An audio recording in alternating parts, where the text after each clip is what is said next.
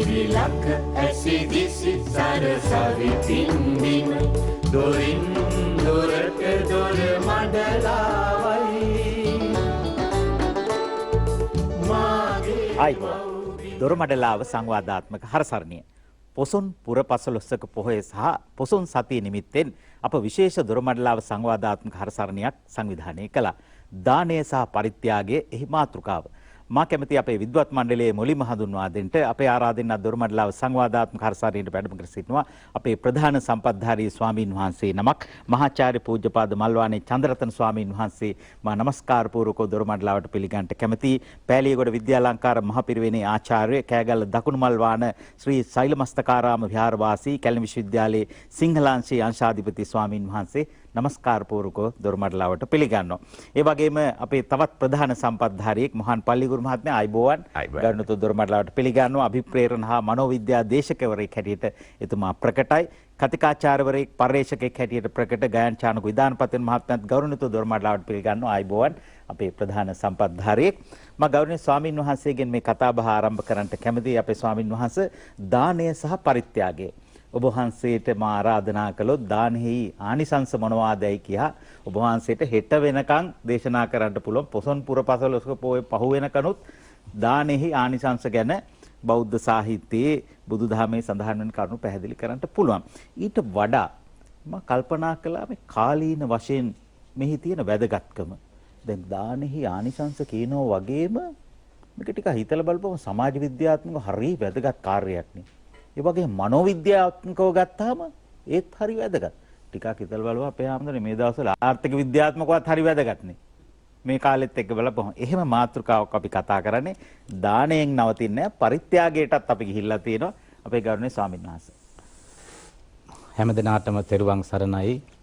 අද මෙම සාකච්ඡාවට සම්බන්ධ වී සිටින වියතුනි මේ රැය හෙට පහන් වන විට මුළු මහත් ලෝකවාසී සදහැවත් බෞද්ධයින්ට අසිරිමත් දිනයක් උදාවන්නේ. ඒ තමයි පොසොන් මාසයේ පුර 15ක් පොහෝ දිනේ. ලෞතර බුදුරජාණන් වහන්සේගේ සම්බුදු දහම ලක්වැසියන් ලැබිච්ච දවස. එහෙම දවසක් මුල් කොටගෙන මේ දොරමඩලාව සංවාදාත්මක හරසරණී අපේ හසන්ත හෙට්ටිආරච්චි මහත්මයා තෝරාගත්ත මාතෘකාවක් දානය හා පරිත්‍යාගය කියලා. මම හිතන්නේ මුළු මහත් ලෝකයේම සදාචාරය මනුස්සත්වය රැඳිලා තියෙන්නේ මේ දානය පරිත්‍යාගය කියන උත්තරීතර මානව ධර්මයේ මත. යමෙක් දන් දීමට පරිත්‍යාගයට පුරුදු වෙලා පුහුණු වෙලා තිබෙනවා නම් ඔහුවා වූ ජීවත් වෙන වටා ලෝකය බොහොම සුන්දර දැහැමි මිහිරි ලෝකයක් බවට පරිවර්තනය වෙනවා. එතන උත්තරීතර මානව ගුණ ධර්මයක් ඒ සිත්වල සැරිසරන්නේ. මට මේ වෙලාවේ මතක් වෙනවා ලෞතර බුදුහාරවන්ගේ බුදුදහම අපට ලැබිච්ච පොසොන් මාසේ පුර 15ක් පොහෝ දිනය ආසන්නයේ තියනයි අපි මේ සාකච්ඡා කරන්නේ. බුදුරජාණන් වහන්සේ සම්මා සම්බුද්ධත්වයට පත් වෙන වෙලාවේ එදා වෙසක් මාසේ පුර 15ක් පොහෝ දවසේ හිමිදිරියේ දඹදිව ගයාවේ ඇසතු බෝරුක අභියසට මාරයා විශාල මාර සේනාවක් සමග ඒ ස්ථානයට පැමිණියා. මාරයා එන වෙලාවේ බුද්ධත්වයේ මේ බලන්න මේ ලෝකේ සෑම දෙවි කෙනෙක්ම ඇවිල්ලා හිටියා. මහා බ්‍රහ්මයාත් ඇවිල්ලා හිටියා. මාරයා ආවේ ගිරි මේකලා කියන අතු පිට නැගී විශාල මාර සේනාවක්. ඒ මාරයා එන සද්දය ඇහිලා බුද්ධත්වයේ බලන් ආපු සෑම දෙවි කෙනෙක්ම පැනලා දිව්වා. මාරයා අහනවා බුදුහාරවන්ගෙන් මම මෙතෙන්ද එන විට මම දැක්කෙත් නෑ තාම. මං එන සද්දේ ඇහිලා මේ හිටපු අල්පේ ශාක්‍ය නෙවෙයි මහේ ශාක්‍යලත් පැනලා දිව්වා. ඔබ වහන්සේට බියක් දැනෙන්නේ නැද්ද මං එන විට? මගේ ගිරි මේකලා ඇතු මගේ විශාල මාර සේනාව. බියක් දැනෙන්නේ නැද්ද? ඇයි දුවන්නේ නැත්තේ? මෙතනින් පැනලා ඒ වෙලාවේ බුදුහාරෝ මාරයාට දේශනා කරනවා මට එක මාරයෙක් නෙවෙයි මාරෝ 100ක් ආවත් මට බියක් දැනෙන්නේ නැහැ. බියක් නොදැනෙන්න හේතුවක් තියෙනවා. ඒ තමයි මම තරම් සසර දන් දුන්න දානය පාරමිතාවක් වශයෙන් සම්පූර්ණ කර වෙන කවුරුවත් මේ විශ්වයේ නැහැ. මම මේ දානය පාරමිතාවක් වශයෙන් සම්පූර්ණ කළා. හැබැයි මට ඒ බව ඔප්පු කරන්න දැන් ක්‍රමයක් මෙතන නැහැ. ඒ මා වටා හිටිය හැමෝම මෙතන යන්න ගියා. හැබැයි මං ගැන දන්න කෙනෙක් මෙතන ඉන්නවා. ඒ මේ මහ පොළොව. මහ පොළොව මං ගැන හොඳට දන්නවා. මහ පොළොව හරි අව්‍යාජයි. කුණු ගොඩක් දැම්මත්, පිපුණු මලක් දැම්මත් සමසිතකින් මහ පොළොව බාර ගන්නවා. එහෙම සමසිතක් මහ පොළොවට තියෙනවා. ඒ නිසා මහ පොළොවට අත දික් කළා බුදුහාරෝ මහ පොළොව කම්පා වෙමින් සාක්ෂි දරනවා. මේ වජ්‍රාසනයේ මත වැඩ ඉන්න සිද්ධාර්ථ බෝධිසත්වයන් වහන්සේ දානය පාරමිතාවක් වශයෙන් සම්පූර්ණ කරලා තියෙනවා. බුදුහාරෝ දේශනා කරන මම දන් දුන්නා, ඇස් දන් දීලා තියෙනවා මේ ආකාශේ තරු වලට වැඩිය. මං ලේ දන් දුන්නා මේ මහා සමුද්‍රයේ ජලයට වැඩිය. මං මස් දන් දුන්නා මේ යොදුන් 40000ක් ඝනකඩ මේ මහා බොල් පොළොවේ පස් වලට වැඩිය. මං හිස් දන් දුන්නා ගොඩ ගැහුවොත් මහා මේරුව පරද්දන්න. මහා මේරුව තිනි කිරි මුහුදේ. යොදුන් 40000ක් මුහුදෙන් උඩට, යොදුන් 40000ක් මුහුදෙන් යටට. ඒ තරම් දන් දුන්න කෙනෙක්. ඒ නිසා මේ දාන පාරමිතාවේ බලමහිමෙන් මේ මෙතෙක් කාපු ගමනේ සාරා සංකල්ප ලක්ෂයක්, අසංඛ්‍ය කල්ප ලක්ෂ 4ක් ගණනින් කියාගන්න බැරි තරම් අචින්ත්‍ය අවාච්‍ය දෙයක් මේ කාලය. එපමණ කාලයක් මගේ ජීවිතේ මට බියක්, චකිතයක්, ලොමු දැහැ ගැනීමක් ඇති වුණේ. ඒ වෙන මොකවත් නිසා නෙවෙයි, දානය පාරමිතාවක් වශයෙන් මම සම්පූර්ණ කළා. ඒක නිසා තමයි බාහුං සහස්ස මබිනින් මිතසායුදන්තං ගිරි මේකලං උදිත ගෝර සසේන මාරං දානාදි ධම්ම විදිනා ජිතවා මුනින්දෝ තන් තේජසා භවතු තේජය මංගලානි. ඒ දාන පාරමිතාවේ බලමහිමෙන් සාන්තියක්, ආනුභාවයක් වෙන්න කියලා අපි කරන ප්‍රාර්ථනාව. ඒක නිසා බුදුහාමුදුරුවෝ තමයි දන් දීම පිළිබඳව අපට තියෙන හොඳම සාධකය. බුදුහාමුදුරුවෝ ඒ ප්‍රකාශයෙන් අපට උගන්වනවා කිසියම් කෙනෙක් දානයට පරිත්‍යාගයට යොමු වෙනවා නම්, දානයේ පරිත්‍යාගයේ පුහුණු කරනවා නම් ඒ උදවියට සසර ගමනේ බියක් දැනෙන්නේ නැහැ. එපමණක් නෙවෙයි, මොනම ප්‍රශ්නයක් ආවත් ඒ ප්‍රශ්නයට අදාළ නිවැරදි පිළිතුර සොයාගන්න බොහොම සංවර සංසුන් මනසක් නිර්මාණය වෙනවා. දැන් බොහෝ උදවියට පොඩි හෝ ප්‍රශ්නයක් ආපු ගමම හිත කලබල වෙනවා, චංචල වෙනවා, ඉක්මන් තීන්දුවක් తీරන ගන්නවා, ජීවිතේ ගිනිගෙන දැවෙන්න පටන් ගන්නවා. තමා විතරක් නෙවෙයි, තමා වටා ලෝකයේත් එක්ක. ඒ නිසා මේ ප්‍රශ්නයකට නිවැරදි පිළිතුර සොයාගන්න අවශ්‍ය මානසික පරිසරය, සංසුන් බව, තන්පත් බව, සංවර බව, ශික්ෂණය අපට දන් දීමේ ආනිසංසයෙන් ලැබෙනවා. අනික් කෙවනුත් ලැබෙනවා. මේ දන් දීමේ ප්‍රධාන දෙයක්. ඒ නිසා බුදුහාමුදුරුවෝගෙන් දවසක් බුදුහාමුදුරුවෝ විශාලා මහනුවර කූටාගාර ශාලාවේ වැඩ ඉන්නකොට සීය සේනාපති කියලා උපාසකතුමෙක් බුදුහාරන් ඇවිල්ලා අහනවා, භාග්‍යවතුන් වහන්සේ මේ දන් දීමේ ආනිසංස මොනවද? බුදුහාමුදුරුවෝ මේ සීය සේනාපතිට දේශනා කරනවා. බුදුහාමුදුරුවෝ දදං පියෝ හෝති භජಂತಿ නම් බහුං කිත්තිංච පප්පෝති යසෝබි වට්ටති අමංකු භූතෝ පරිසංවිගාහති විසරදෝ හෝති නරෝ අමච්චරි. සේනාපතිය මේ දන් දෙන කෙනෙකුට, පරිත්‍යාගයට පුරුදු වෙච්ච කෙනෙකුට, ලෝකේ ඕනම කෙනෙක් හරි කැමති දදං පියෝ හෝති භජಂತಿ නම් බහුං. බොහෝ දෙනෙක් ප්‍රිය කරන චරිතයක් වෙනවා. හොඳට මේ සමාජය දිහා බලන්න. දන් දෙන, පරිත්‍යාගයට නැඹුරු වුණ සදහැවතුන්ට ලෝකෙ මිනිස්සු ආදරය කරනවා. හරි හිතවත්, හරි ලෙන්ගතුයි, හරි දයාබරයි එහෙම චරිතවලට. ඒ නිසා සේනාපතිතුමනි බොහෝ මිනිස්සු ප්‍රිය කරන පුජ්‍යලේ බවට පත් වෙනවා. ඒ වගේමයි දදම් පියෝ හෝති භජಂತಿ න කිත්තිංච පප්පෝති යසෝ විවට කීර්තිය, යසස වර්ධනය වෙනවා. ඒ පුජ්‍යලයාගේ ලෝකේ පුරාම කීර්තිමත් පුජ්‍යලේ බවට පත් වෙනවා. ඒ නිසා එහෙම ලක්ෂණ දන් දීමේ චරිතයක් තුල අපට දැක ගන්න පුළුවන්. අනික තේරුම් ගන්න ඕන, බුදුහාමුදුරුවෝ දන් දීම අපට පුරුදු කළේ සෑම පින්කමකම මුලටම මේ දානය පාරමිතාවක් වශයෙන්ුත් දානය පින්කම් වල මුලටම අරගත්ත ප්‍රධාන හේතුවක් තිබුණා. මම අර මුලින් සඳහන් කළා වගේ මේ සමාජය කියලා කියන්නේ අන්තර් මානවීය සම්බන්ධතා. සමාජය කියන්නේ පුජ්‍යල පිරිසක් එකතු වෙච්ච තැනක් විතරක් නෙවෙයි. සමාජය කියලා කියන්නේ අන්තර් පුජ්‍යල සම්බන්ධතා තියෙන තැනකට. මම තවත් කෙනෙක්ක සම්බන්ධයි, එයා තවත් කෙනෙක්ක සම්බන්ධයි, එයා මාත් එක්ක සම්බන්ධයි. මේ සම්බන්ධතාවය තිබෙන්න ඕන සමාජයට. නැත්නම් යන්න බෑ. ඒ සම්බන්ධතාවය සමාජයේ රැඳිලා තියෙන්නේ. ඒ සමාජ සම්බන්ධතාවය රැකිලා තියෙන්නේ දානේ පරිත්‍යාගය කියන උත්තර මානව ගුණධර්මයේ මත. ඒ අය දාණයට පරිත්‍යාගයට යොමු නොවෙනවනම් ඒ සමාජය බිඳ වැටෙනවා. එකිනෙකා අතර අන්තර් සම්බන්ධතා නැහැ. එකිනෙකාට මෛත්‍රිය, කරුණාව, දයාව නැහැ. අනික කොහොමද පරිත්‍යාගයක් කරන්නේ, දානයක් දෙන්නේ මෛත්‍රී සහගත කරුණාවන්ත හිතක් නොමැතිව? ඒ නිසා මේ තුල කරුණාව, මෛත්‍රිය තැම්පත් වෙලා තියෙනවා. ඒව නැත්තම් දන් දෙන්න පුළුවන් කමක් නැහැ, පරිත්‍යාග කරන්න පුළුවන් කමක් නැහැ. ඒ නිසා සාමාන්‍ය සමාජය ගත්තොත් ඒ සාමාන්‍ය සමාජයේ යහපත්, පැහැපත්, දැහැමි, මිහිරි සමාජයක් බවට නිර්මාණය වෙන්න ඒ මිනිස්සු අතර මේ දානීය පරිත්‍යාගය පුරුදු කරලා පුහුණු කරලා තියෙන්න ඕන. ඇත්ත වශයෙන්ම බුදුහාමුදුරුව අපට උගන්වන විමුක්තිය නිවන. දැන් හෙට පොසොන් මාස පුර 15 පොහොව දවස සම්බුදු දහම අපට ලැබිච්ච දවස.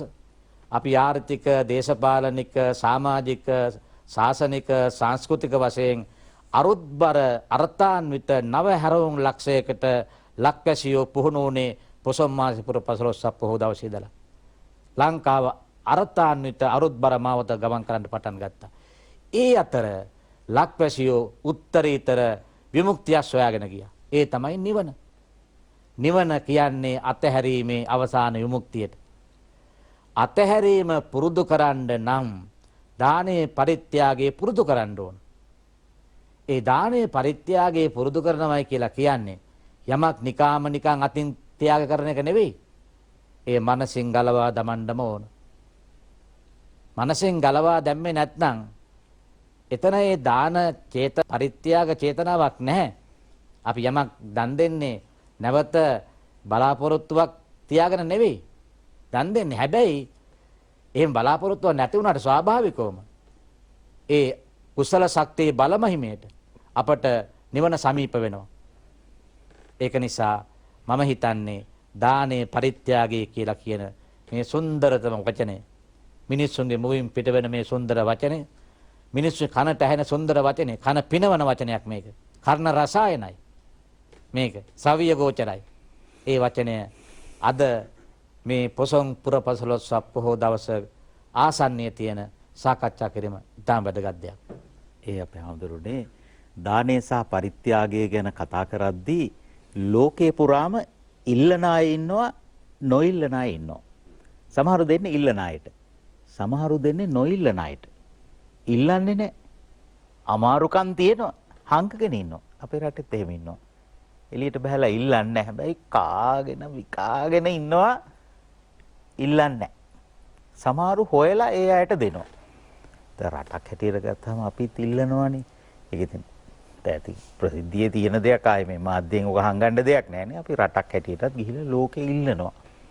ඒ ඉල්ලුවටම දෙන්නෙත් නැහැ අපේ හඳුරන්නේ. දැන් බලන්නකෝ අපේ රටේ ඔය තියනවායි කියන ඔය වොමනාව බිලියන ගාණක්, ඩොලර් බිලියන කීයක් හරි අපි කියමු 5ක් අපිට හදිසිය ඕනයි කියලා. ඉතින් මහජන චීනි ප්‍රාදේශීය සභාවක ආදායම, ඔය මහා ඉන්දියාවේ පොඩි නගර සභාවක ආදායම ඔය බිලියන 5ක් කියන්නේ ලොකු දෙයක් නෙමෙයි. ඇමරිකාවේ නම් පොඩි නගර සභාවක ආදායම ගත්තොත් ඕම වගේ ගාණක්.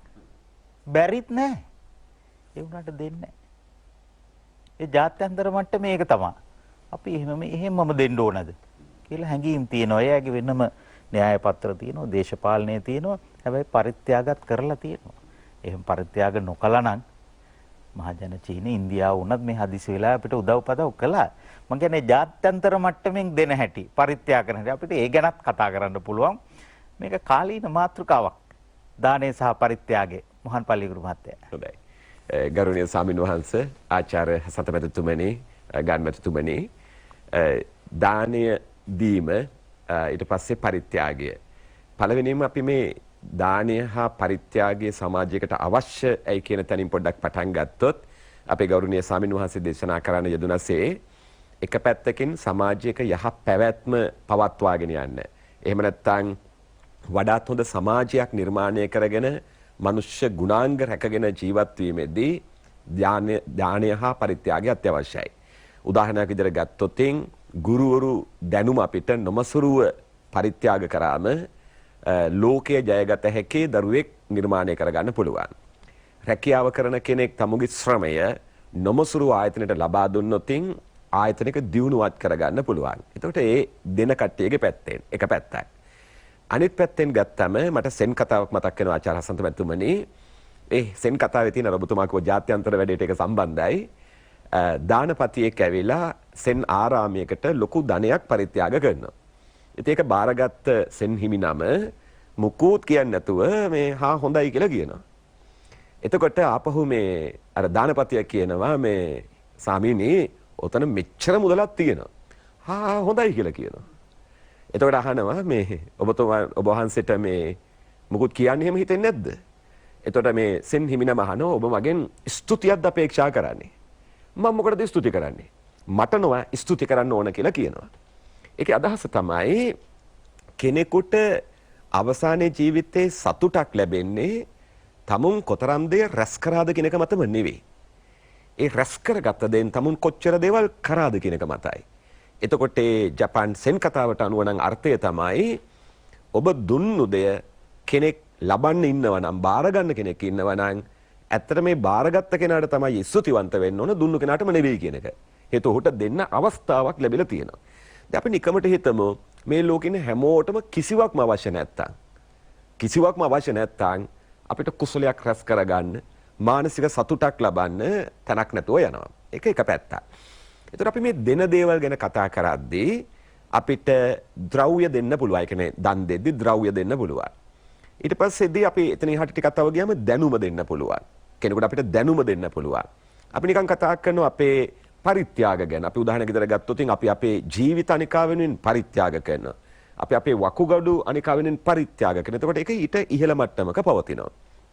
එතකොට අපි දැන් මේ වර්තමාන කාලයට මේක ආදේශ කරොත් දානය හා පරිත්‍යාගය මේ වෙලාවේ රටට ඉතා වැදගත් දෙයක්. අපි චුට්ටක් අතීතයට යමු හසන්ත මැතිතුමනි. අපේ රටේ දානය හා පරිත්‍යාගය මොන මට්ටමක පැවතියාද අතීතේ. රොබර්ට් නොක්ස්ගේ හෙළදෙවින වැනි පොතකට ගියාම එදා හෙළදෙවින වැනි පොතකට ගියාම පරිවර්තනය එහි කියනවා සාමාන්‍ය මිනිස්සෙක් ගෙදෙට්ට ගොඩ වුණොත් ආහාර වේලකින් හෝ බුලත් විඩකින් සංග්‍රහය කරන්නේය. ඒ සංග්‍රහය නොපිළිගැනීම තමාට කර අවමානයක්සේ සලකන්නේය. ඒතර වර්තමානයේ වෙනකොටත් එහෙම මිනිසුන් අපේ රටේ නැතුව නෙවෙයි ඒ දානය පරිත්‍යාගය අපි උපරිම වශයෙන් හැකි මට්ටමින් ප්‍රගුණ කරන જાතියක්. හරි. දැන් මම මේ ටිකක් නිකන් පූර්විකාවට දේවල් ටිකක් කිව්වේ. දැන් අපි බලමු මේ මොහොතේ අපේ රටේ ඔබ කියපු තැනින්ම ගත්තොත් ඩොලර් මිලියන 5ක ප්‍රශ්නයක් තමයි තියෙන්නේ. බිලියන සමාවෙන්. ඉස්තුතිනි වැඩි කියන්නේ බිලියන 5ක ප්‍රශ්නයක් තියෙන්නේ. ඒතකොට මේ බිලියන 5 අපිට මේ මොහොතේ රටට ලැබුණොත් අපේ රෝහල් වලට බෙහෙත් ටික සපයා ගන්න පුළුවන්. ඒ ඩොලර් බිලියන 5 අපිට ලැබුණොත් මගේ රටේ අහිංසක අම්මලා තාත්තලා පෝලිං වල ගෑස් ටික ගන්න බලාගෙන ඉන්න එක වළක්වා ගන්න පුළුවන්. ඊට පස්සේ මගේ රටේ එදා වේලා හම්බ කරගෙන කන්න උත්සාහ කරන අය ඉන්ධන පොලිමේ ඉන්න එක වළක්වා ගන්න පුළුවන්. ඒ කියන්නේ අර අත්‍යවශ්‍ය සේවා ටික සපයාගෙන රට සාමාන්‍ය තත්වයකට ගන්නවා කියන්නේ මිනිසුන් ආපහු නිෂ්පාදන ක්‍රියාවලට නිරත වෙලා මේක යම් මට්ටමකට ගන්න පුළුවන්. ඒ ගානෙන් සියලු ප්‍රශ්න විසඳෙන්නේ නැහැ. විසඳෙන්නේ නැහැ. සාමාන්‍ය අපි කියන්නේ ස්මූත් රන් එකක් කියලා කියන්නේ මේ දැවෙන ප්‍රශ්න ටික විසඳ ගන්න පුළුවන්. මේ බිලියන 5 තිබ්බොත්. එතකොට අපේ විදේශීය රටවල් වල ඉන්න මගේ රටේ ගෞරවනීය ඒ ශ්‍රම හමුදාවට මේ වෙලාවේ ඕනනම් රට වෙනුවෙන් පරිත්‍යාගයක් කරන්න පුළුවන් කියන ඉල්ලීම කරන්න පුළුවන්. එතකොට ඔවුන්ට ඒකේ මූල්‍යමය වශයෙන් වාසි අවාසි තියෙන තැන් තිබෙයි.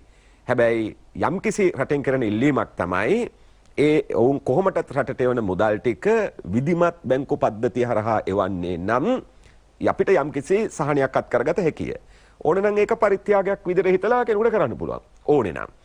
ඊට පස්සේදී මේ රටේ වැඩ කරන විවිධ රැකියා කරන අයට තමුන්ගේ දැනුම කුසලතා පාවිච්චි කරලා මේ මොහොතේ මේ රටට ඩොලර් ටිකක් උපය ගන්න යමක් කරන්න පුළුවන් නම් එයත් ඕනනම් කෙනෙකුට හිතන්න පුළුවන් රටට කරන දානයක් දීමක් පරිත්‍යාගයක් කියලා හිතන්න පුළුවන්.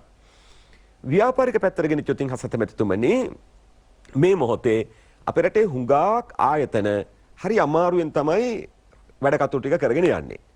අපි නිකමට හිතුව මෙන්න මේ වගේ දෙයක්.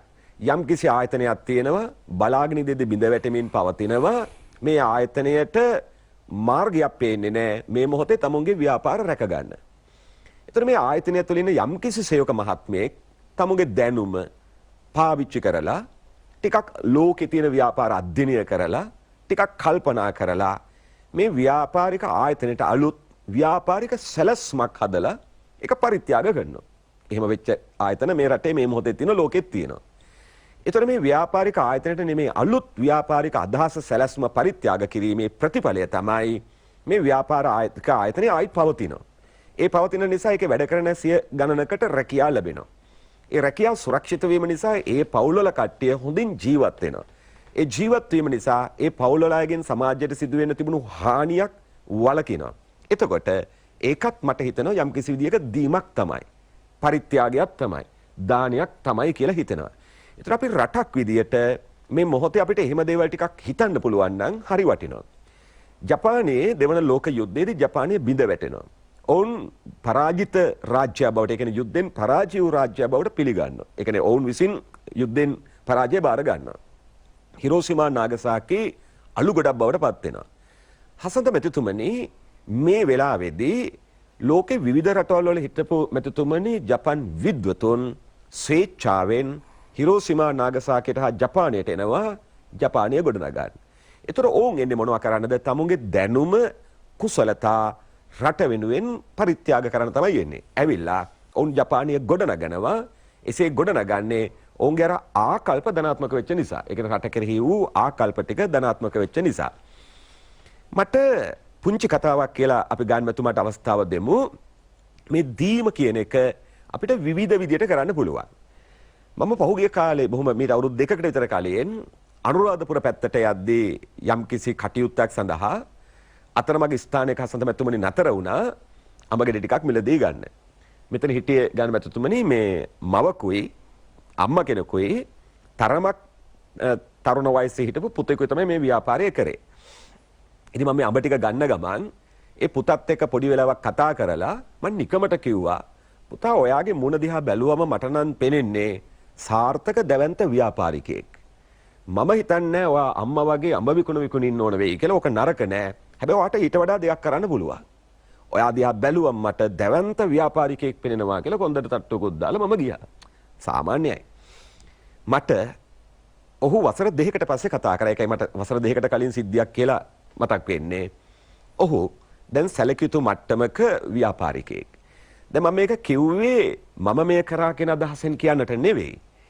සමහරට අපි කෙනෙක් වෙනුවෙන් පාවිච්චි කරන තනි වාක්‍යයකින් කෙනෙකුගේ මුළු ජීවිතයක් වෙනස් වෙන්න පුළුවන්. එතකොට අපි එතන කරේ යාට අරමුණක් දීම, ආකල්පයක් සංවර්ධනය කිරීම, දැනුමක් ලබා දීම. හසන්ත මෙතුමනි මම විශ්වාස කරනවා රටක් විදියට අපි දියුණු වෙන්න නම් සංවර්ධනය වෙන්න නම් අපි එකිනෙකා අතර දීම, දානය, පරිත්‍යාගය ඉතා ප්‍රගුණ කරන්න ඕනේ ගියා. හැබැයි එය ද්‍රව්‍ය විදියට විතරක්ම නෙවෙයි. ආකල්පමය වශයෙන්, දැනුම වශයෙන්ද මේ විය යුතුයි. සරල දෙයක් කියලා මම ඔබට අවස්ථාව දෙන්නම්. ඔබ තේ කඩයකට තේ ටිකක් බොන්න ගොඩ වුණාම එහෙම නැත්නම් ඔබේ නිවස ඉස්සරහා පුංචි කඩයක් දැම්මම අපි ඒක ගමු නිවස ඉස්සරහා පොඩි කඩයක් දැම්මම අපි අතරින් කී දෙනෙක් මේ කඩේ දියුණු වෙනවට කැමතිද? නිකමට අහන්නේ. කී දෙනෙක් කැමතිද? කී දෙනෙක් ඒ කඩෙන්ම බඩු ගන්නවද? ඒ කඩේ හේම තියෙද්දි දුර කඩෙන් ගිහලා බඩු ගන්නවද? ඒ කඩේ වතුර ටික කුණු ටික පාරට දැම්මොත් ඒකට ගොඩාක් කෙරෙහිව සටන් කරනවද? නැත්නම් හිමින් සරේ කතා බහ කරලා අපි ඕක කොහොම නෙවෙයි මල්ලි මෙහෙම කරමු කියලා ඒ මනුස්සයට දියුණු වෙන්න උදව් කරනවද? නිකම්ම මෙහුවේ. රටක් දියුණු වෙන්න නම් ඒ රටේ මිනිස්සු දියුණු වෙන්න ඕනේ. රටක් දියුණු වෙන නම් ගන්න මේ රටේ ව්‍යාපාරිකයෝ බිහි වෙන්න ඕන.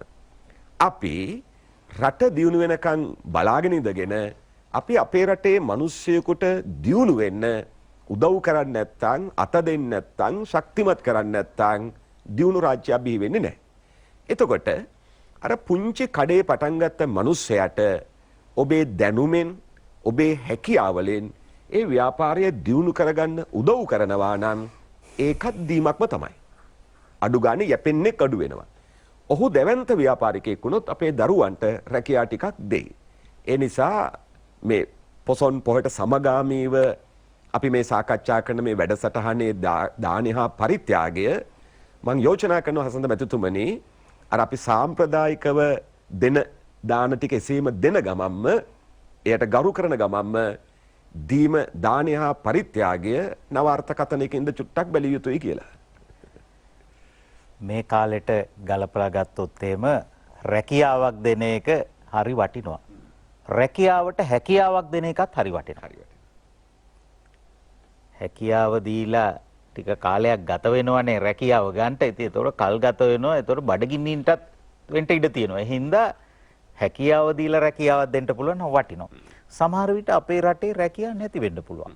එතකොට විදේශ රටක රැකියා අවස්ථා තියෙනවා නම් ඒක හොයලා දෙන්න පුළුවන් නම් ඒකත් දානයක් තමයි. දන්න කියන අය, හැකියාව තියෙන අය, සම්බන්ධීකරණයේ තියෙන අයට ඒ දැනුම දෙන්න පුළුවන්. කොහෙද රැකියා අවස්ථා තියෙන්නේ? මොන වගේ අවස්ථාද තියෙන්නේ? මොන වගේ පුහුණුවක්ද ඒකට ඕන වෙන්නේ? කියලා ඒ විශේෂයෙන්ම තරුණ දරුවන්ට එහෙම දැනුම දෙන්න පුළුවන් නම් මේ කාලේ ඒ හැකියාව, නිපුණතාව දෙන්න පුළුවන් හරි වටිනවා. ඒකත් දානයක් පරිත්‍යාගයක් තමයි. අපිට සිතුවිලි දාන් දෙන්න පුළුවන්. මේ දොරමඩලා වෙනුත් අපි කාලයක් තිස්සේ දශක දෙකක් විතර තිස්සේ අපි හඳුරන්නේ අපි කරගෙන අවිල්ලා තියෙන සිතුවිලි දන් දීමක් තමයි. පළදරලා තියෙනවා. මේ ධර්ම දානමය පුණ්‍ය කර්මයක් කියලාත් අපි සමහර වෙලාවට මේක හඳුන්වලා පින්කමක් වගේත් කරගෙන යනවා. ඒ කියන්නේ සිතුවිලි දන් දීම ඔබතුමා සඳහන් කරපු දැනුම දෙන්න පුළුවන්. ඒ වගේම අපිට පුළුවන් නම් පුළුවන් අයට පුළුවන් අය උදව් කරන්න ඕනේ. ඇති හැකි අය නැති බැරි අයට මොකද මේ කාලේ ගත්තාම වියදම ඉතා ඉහළයි. ඊට සාපේක්ෂව ආදායම ඉහළ ගිහිල්ලා නැහැ. එදිනෙදා වේල හම්බ කරගන්න මිනිස්සු බොහොම අමාරුවෙන් ඉන්නේ. වැඩේ ගැස්සුනොත් එහෙම දරුවෝ බඩගින්නේ. එතකොට එහෙම තැනකදී අපිට පුළුවන් නම් මුළු රටටම උදව් කරන්න බැරි වෙයි. හැබැයි වටපිටේ ඉන්න දෙතුන් දෙනෙකුට හරි පුළුවන් මට්ටමේ උදව් කරන්න පුළුවන් නම් ඒක තමයි දාන පාරමිතාව. ඒක තමයි පරිත්‍යාගය. මොහොලු කුට හරසලා තොරන් ගහලා බෙර ගහලා එහෙම කරන්න ඕන දෙයක් නෙමෙයි. ප්‍රසිද්ධියක් නැතුවත් ඒ වැඩේ කරන්න පුළුවන්. ගායන මහත්තයා. නායක ස්වාමීන් වහන්සේගෙන්ද අපේ මහත්මයාගෙන් අවසරයි හසන්ත මහත්මයා. අපි මේක බුදුරජාණන් වහන්සේගේ දේශනාවක් ඇසුරෙන් පැහැදිලි කරගමු. එක තැනකදී ඉතිවුත්තක පාළියේදී සර්වඥයන් වහන්සේ වදාරනවා මහණෙනි මම තරම් දීලා වැළඳීමෙහි නැත්නම් දීමෙහි ආනිසංස දන්නවනම් අතට ගත්ත බත් පිඬෙන් කොටසක්වත් කාටවත් නොදී වළඳන්නේ නැහැ කියලා. එතකොට බලන්න මහත්මයා ඒකේ බුද්ධ වචනේ තියෙන වැදගත්කම මම තරම් දීමේ ආනිසංස දන්නවනම්. එතකොට අපේ නායක ස්වාමීන් වහන්සේ මතු කළේ ඒකයි මේ දාණය පාරමිතාවක් විදිහට පුරනවා සර්වඥයන් වහන්සේ 2,40,000ක් ඝනකඩ බොල් පොළව සත සහස්‍රාවණංගමින් කම්පා කරනවා වෙස්සන්තරාත්ම භාවයේදී මම දීපු දාන වලින් මේ මහ පොළොව හත් වතාවක් මම කම්පා කෙරෙව්වා. ඊතරම්ම බලයක් තියෙනවා නේ මේ දීමට. ඒකට ඒක ගුණයක් නේ හසන්ත මහත්මයා. දැන් අපිට බුද්ධ දේශනාවට අනුව දානයේ කොටස් තුනකට කඩනවා. ආමිස දාන, අබේ දාන, ධර්ම දාන කියලා. මුළු තුන් ලෝකේ තියෙන ඔක්කොම දාන ටික ඔකට වැටෙන්නේ. දැන් අපේ මහත්මයා කියපු ඔක්කොම වගේ වැටෙන්නේ ධර්ම දාන කොටසට. දැනුම ඒක ධර්මය කියන එක විවිධ පැති වලට කැඩෙනවානේ. එතකොට ඒ දැනුම දෙන එක, ඒ ධර්මය කියන්නේ මේ බුද්ධ දේශනාව දෙන එකම නෙමෙයි. හොඳ දෙයක් කියලා දෙන එක. සත්පුරුෂ ධර්මය කියලා දෙන එක. ඉතින් ඒකට හසන්ත මහත්මයා ආගම් ભેදයක් අවශ්‍ය නැහැ. දන් දෙන මුස්ලිම් මිනිස්සු ඉන්නවා අපට වඩා. දන් දෙන ක්‍රිස්තියානියත්වෝ ඉන්නවා අපට වඩා. දන් දෙන Hindu භක්තිකයෝ ඉන්නවා අපට වඩා. අනිත් එක අපි හිතාගෙන ඉන්නේ මේ බෞද්ධ විතරයි දන් දෙන්නේ. අපි තමයි සුගතියට යන්නේ කියලා. ඒ වගේ අර ආගමක් අවශ්‍ය වෙන්නේ නැහැ. සරුවක්යන් වහන්සේ බණ කිව්වේ මිනිස්සයන්ට. මේ මනුෂ්‍ය ධර්ම. අන්න එතනට එන්න වෙනවා අපි. එතනට එන්න වෙනවා බටහිර රටවල් වල ධර්ම දූත සේවාවේ නිරත වෙද්දිත් ඕක ඉතාමත් අත්‍යවශ්‍යයි මහත්මයා. ඒ කියන්නේ මේක වටින ධර්මයක්. අපි ඒක අර කොටු කරලා දෙනකොට තමයි හැම ගැටලුවක්ම මේ ඇවිල්ලා තියෙන. ලංකාවේ මම දැක්කෙත් ඒකයි. හුඟක් අයට දැන් බණ ඇහෙනකොටත් සමහර කාලට නාලිකාව අහලා දාන මට්ටමක් ඇවිල්ලා තියෙනවා. දැන් හසන්ත මහත්මයාම හිතන්නකො බඩගින්න ඉන්න මිනිස්සෙට බණ කියන්න ගත්තායින් පස්සේ මොකක් වේද මනසට තරහා යන්නේ නැද්ද කියලා එක දවසකුත් අපි ඕක කිව්වා. මුලින්ම බඩගින්න නිවා ගන්න එපා. සරුවක්ඥන් වහන්සේ පවා බුදුරජාණන් වහන්සේ පවා ආහාර දීලානේ බඩගින්න ඉන්න මිනිස්සෙට බණ කිව්වේ. එතකොට ඒ නිසා මේව හරි ගැඹුරින් කතා කරන්න ඕන කාරණා. නමුත් සරලයි. ඒක ප්‍රායෝගිකව ක්‍රියාත්මක වෙන්න ඕනේ. දැන් හසන්ත මහත්මයා අපි පොඩ්ඩක් බලමු. මම කතා දෙකක් අනුසාරයෙන් ඔක පැහැදිලි කරන්නම්. ආමිෂ දානය කියන්නේ මොකද්ද? ඔය ආමිෂ දානෙත් කොටස් දෙකකට කඩනවානේ. අභ්‍යන්තර වස්තු දානය හා මේ බාහිර වස්තු දානය කියලා අපට දෙන්න පුළුවන් කෑම බීම ඇඳුම් පැළඳුම් ගෙවල් දොරවල් යාන වාහන ඉඩකඩම් පොත්පත් ඔක්කොම දෙන්න පුළුවන්. මේ ඔක්කොම බාහිර වස්තුනේ. වකුගඩු ලේ ශරීර කොටස් දන් දෙන්න පුළුවන් අභ්‍යන්තර කොටස්. කොට ඒවා ඔක්කොම එක ගොඩකට වැටෙන්නේ. අබේදානය ගත්තයින් පස්සේ ජීවිතේ මරන්න යන සත්තු බේර ගන්න පුළුවන්. මාළු, හරක්, කුකුල්ලු සත්තු බේර ගන්න පුළුවන්. අබේදානේ ජීවිතයක් බේර ගන්න එකත් අබේදානේනේ. එතකොට ධර්ම දානය කිව්වේ හොඳ දේවල් ලෝකෙට දීලා මනුස්සයන්ට යහපත කරන්න පුළුවන්. ওই ටිකට තමයි වැටෙන්නේ. දැන් දාන පාරමිතාවත් කොටස් වලට කඩනවානේ. උපපාරමිතාව, පරමත්ත පාරමිතාව කියලා තුනකටනේ. දාන පාරමිතාව, දාන පාරමිතාව, පරමත්ත පාරමිතාව කියලා. එතකොට මේවා බුදුරජාණන් වහන්සේ දීර්ඝ සංසාරයේ බෝධිසත්ව කාලයේ පෙරම් පිරුවා. හසන්ත මහත්මයා ඒවා ජාතක පොතේ තියෙනවා. ඉතින් සිවි ජාතකයේ කියවල බලන්න වටිනවා. ඇස් දන් දීමේ ස්වරූපය. විස්සන්තර ජාතකයේ කොච්චර දානය ගැන තියෙනවද? චද්දන්ත ජාතකේ, සීලව නාගරාජ ජාතකේ වගේ ජාතකවල මේ තියෙනවා බොහෝ ඔය දාන පාරමිතා. සස ජාතකේ හාව වෙලා ඉපදිලා කරපු ඒ පරිත්‍යාගේ. ඉතින් මේවා ඇහුවා විතරක් නෙමෙයි හසන්ත මහත්මයා. පරණ අපේ චිත්‍ර ගත්තයින් පස්සේ තිවංක පිළිමගේ ගත්තයින් පස්සේ ඒ වගේම ඔය දිඹුලාගල මාරාවීදියේ චිත්‍ර ගත්තයින් පස්සේ පරණ පොළොන්නරු කාලයේ පවා බිතුසිතුවම් වල මේවා ඇඳලා තිබ්බා. ඒකට අපි අමුතුවෙන් මේ දාණයට නුහුරු જાතියක් නෙමෙයි. අවුරුදු 2500කට අධික කාලයක් තිස්සේ අපි දන් දෙනවා. මම මේ මෑතකදිත් දැක්ක මෑතකදී නෙමෙයි මං ඊයේ පිරිවෙනට යනකොට දැක්කා මේ මාලිගා කන්දේ දාලා තියෙනවා මේ හසන්ත මහත්මයා මහා අයිස්ක්‍රීම් දන්සල. දැන් මේ හුඟක් අමාරු කාලෙත් දන්සල් දෙනවා මිනිස්සු. මේ රටේ මිනිස්සුන්ගේ එක ඇඟේම තියෙනවා. ඒක ಜಾති ආගම් ભેදයක් නැහැ. ඒක හරි පුදුමයි මහත්මයා. ඉතින් ඒ නිසා මේ අහිංසක මිනිස්සු අසරණ මිනිස්සු ඉන්නේ. එතකොට ඔහොම එකක් තියෙනවා. දැන් හසන්ත මහත්මයා මේක වෙන පැත්තකට පොඩ්ඩක් හරවන්න. මට හරි සතුටුයි අපේ විද්‍යාලංකාරයේ ස්වාමීන් වහන්සේ වැඩ ඉන්න එක. හාමුදුරනේ අපි විද්‍යෝදය පිරිවෙනනේ. එතකොට අපේ විද්‍යෝදය පිරිවෙන ප්‍රතිෂ්ඨාපනය කළේ 1873 බෝධිසත්ව ගුණෝපේත පරම පූජනීය හික්කඩුවේ ශ්‍රී සුමංගල නායක හාමුදුරන් වහන්සේ. උන්වහන්සේගේම සහෝදරයන් වහන්සේනේ අපේ රත්මලානේ නායක හාමුදුරුවෝ. ඉතින් 1875 විද්‍යාලංකාර පිරිවෙන අපේ පිරිවෙන පිහිටවල අවුරුදු දෙකකට පස්සේ පිහිටුවේ. එතකොට අපේ මේ හික්කඩුවේ සුමංගල නායක හාමුදුරුවෝ එදා දෙවෙනි බුදු කෙනෙක් විදියටනේ සලකලා තියෙන හසන්ත මහත්මයා. මඩුවන්වල දිසාවේගේ ප්‍රකාශයම පැහැදිලිනේ. අද ලක්දිවට බුදුන් වැනි වූ මහා සිල්වත් වූ මහා ගුණවත් වූ පින්තෙදින් බබලන්නා වූ රාජපූජිත වූ දහස් ගණන් ගිහි පැවිදි ශිෂ්‍ය සමූහයට නායක වූ කරුණා මෛත්‍රී ගුණයන්ගෙන් හෙබියා වූ කොළඹ මාලිගා කන්ද විද්‍යෝදය පිරිවෙනේ අධිපති වූ හික්කඩුවේ ශ්‍රී සුමංගල නායක ස්වාමීන් වහන්සේ කියලා දිග විස්තරයක් කරනවා. එතකොට දෙවෙනි බුදු කෙනෙක් වගේ සලකලා තියෙන්නේ. එතකොට ඒ තරම් මහානුභාව සම්පන්න මහේශාක්‍ය රාජපූජිත ස්වරූපයකින් වැඩ සිටපු උත්තමයන් වහන්සේ දන් දෙන්න උන්වහන්සේ බොහොම කැමැත්තක් තිබිලා තියෙනවා. ඒහා සම්බන්ධ කතා දෙකක් අපි අහලා තියෙනවා. ඒක වටිනවා හසන්ත මහත්මයා. මොකද හුඟක් වෙලාවට හිතන්නේ ඔය උගත්තු බුද්ධිමත්තු හරි අක්‍රීය චරිත විදියටනේ දකින්නේ. මහත්මයා අර මනුෂ්‍ය ධර්ම දැන් හිතන්නේ නෑනේ දැන් මේ සමහරකට පොළොවේ පය ගහලා ඉන්න පිරිසක් නෙමෙයි. හරි කිට්ටු වෙන්න බෑ. මහා අමුතු පිරිසක් විදිහට දකින්නේ නෑ. ඒව වැරදි. මේ චරිත අධ්‍යයනයෙන් පැහැදිලිවම පේනවා. තවත් කරුණක් මම මෙතනදී අතිරේක විදියට මතක් වුණා. දසද බුදුරජාණන් වහන්සේට අඹ ගෙඩි 4ක් හම්බුණා. සරියුත් මුගලන් දෙනමටයි මහා කාශ්‍යප ස්වාමීන් වහන්සේට ඇඬ ගහලා කියනවා සාරිපුත්ත මෙන්න ඔබ මේක තියාගන්න. මුගලන් හාමුදුරන්ටත් අඹ ගෙඩියක් දීලා මහා කාශ්‍යප හාමුදුරන්ටත් අඹ ගෙඩියක් දීලා බුදුරජාණන් වහන්සේ අනිත් අඹ ගෙඩිය වැළඳුවා. දැන් බලන්නකො බුදුරජාණන් වහන්සේට ලැබිච්ච අඹ ගෙඩි 4 උන්වහන්සේගේ ශිෂ්‍යයෝ 3 දෙනෙකුට දීලා තියෙනවා. එතකොට බලන්නකො මේවා පොඩි කරුණු නෙමෙයිනේ හසන්ත මහත්මයා, මේ තුල ලොකු දෙයක් ගැබ් වෙලා තියෙනවානේ.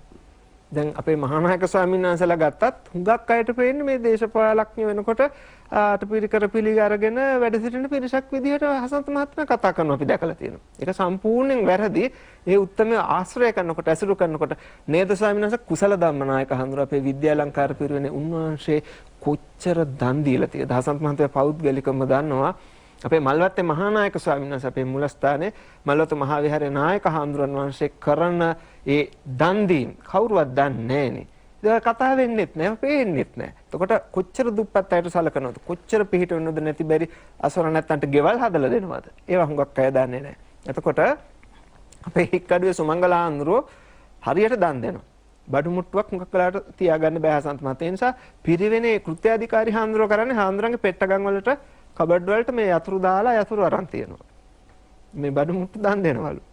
ඉතින් මේ බෝධිසත්ව ගතියක්නේ. දවසක් අපේ ධර්මපාලතුමාගේ තාත්තා හේවාවිතාරණ මුදලිතුමා උන්වහන්සේ වැඩ හිටපු කවිච්චියට මේ රත්තරන් නූලෙන් වැඩ දාපු වටින ඇතිරිල්ලක් දැම්මලු. දැන් හැමෝම හිතාගෙන ඉන්නවලු මේක නම් කාටවත් දෙන එකක් නෑ කියලා. දවසක් මේ දුප්පත් මිනිස්සෙක් ඇවිල්ලා තියෙනවා. එලකවලු නායක හාමුදුරනේ අපි හරි දුප්පත් ඇත්තෝ අපිට මොනවා හරි ලැබෙන්න. ඉතින් දැන් සිවුරු පිරිකර බණ පොත් දෙන්නේ මේ දුප්පත් මිනිසයාට බැලුවලු මොකක් දෙන්නද කියලා. සේරම කබඩ් වහලා පෙට්ටගම් වහලා දෙන්න දෙයක් නැහැ. දැක්කලු අලුත දාපු ඇතිරිල්ල. ඒ ඇතිරිල්ල අරගෙන නමලා කිව්වලු මෙන්න මේක කවුරුවත් දකින්න කලින් අරන් ඵලයන් කියලා.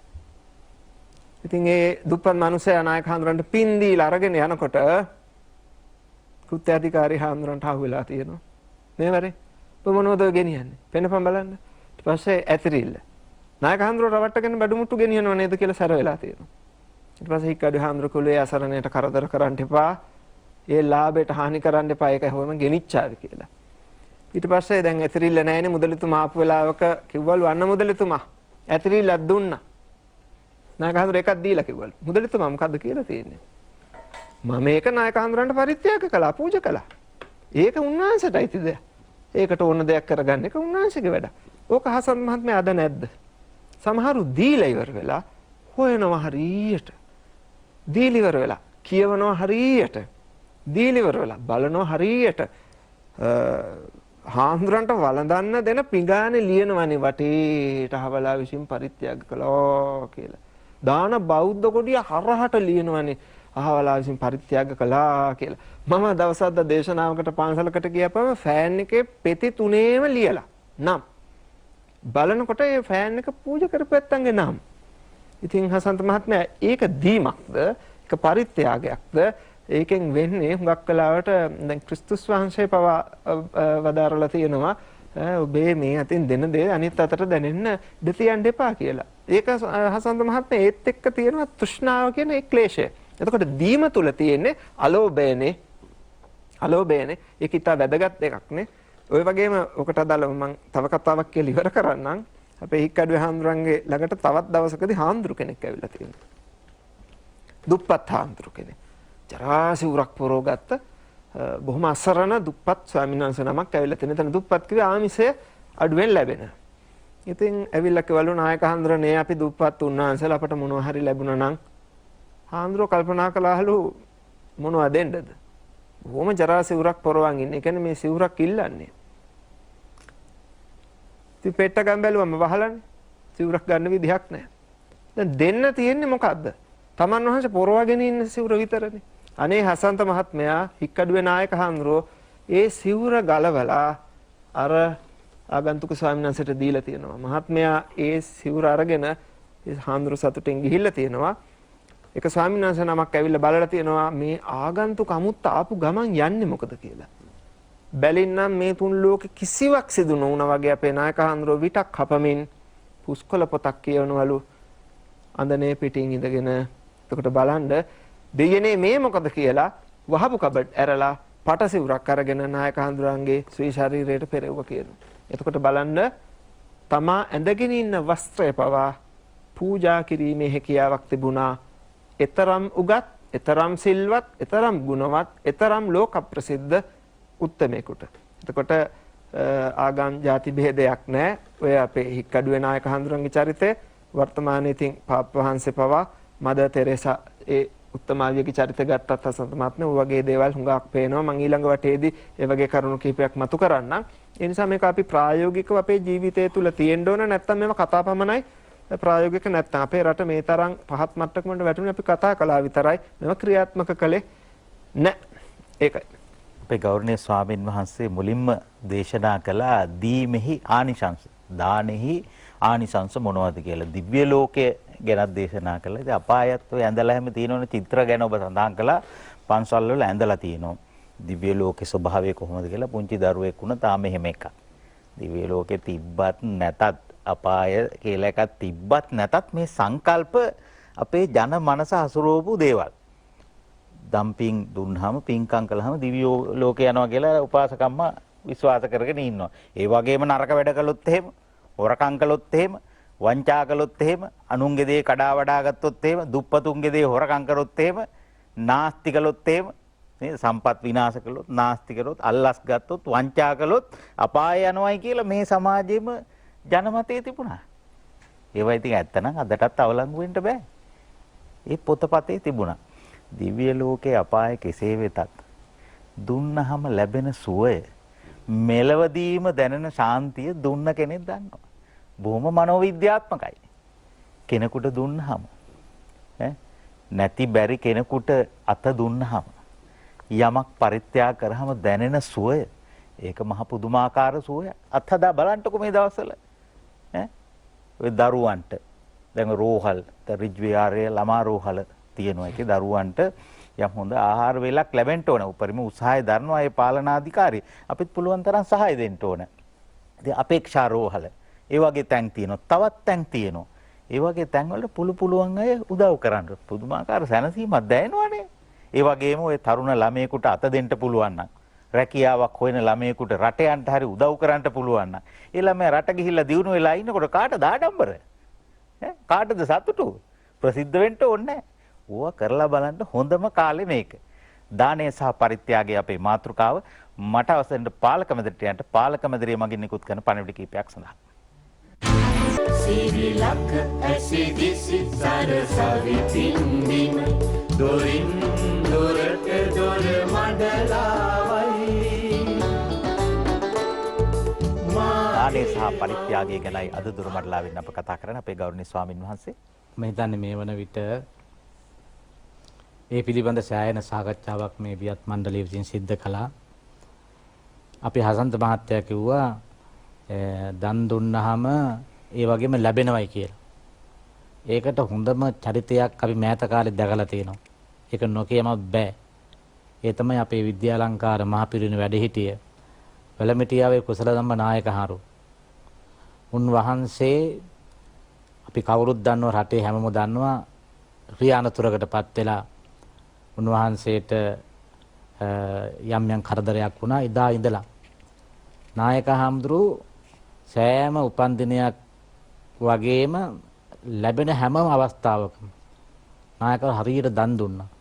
නායකව හරියට කියනවා ඒ දන් දුන්නා වගේම මට හරියට ලැබුණයි කියලා. ඇත්තටම ලැබිලා තියෙනවා දන් දුන්නා. ඒක අපි මේ භවයේ දැක්ක දෙයක්.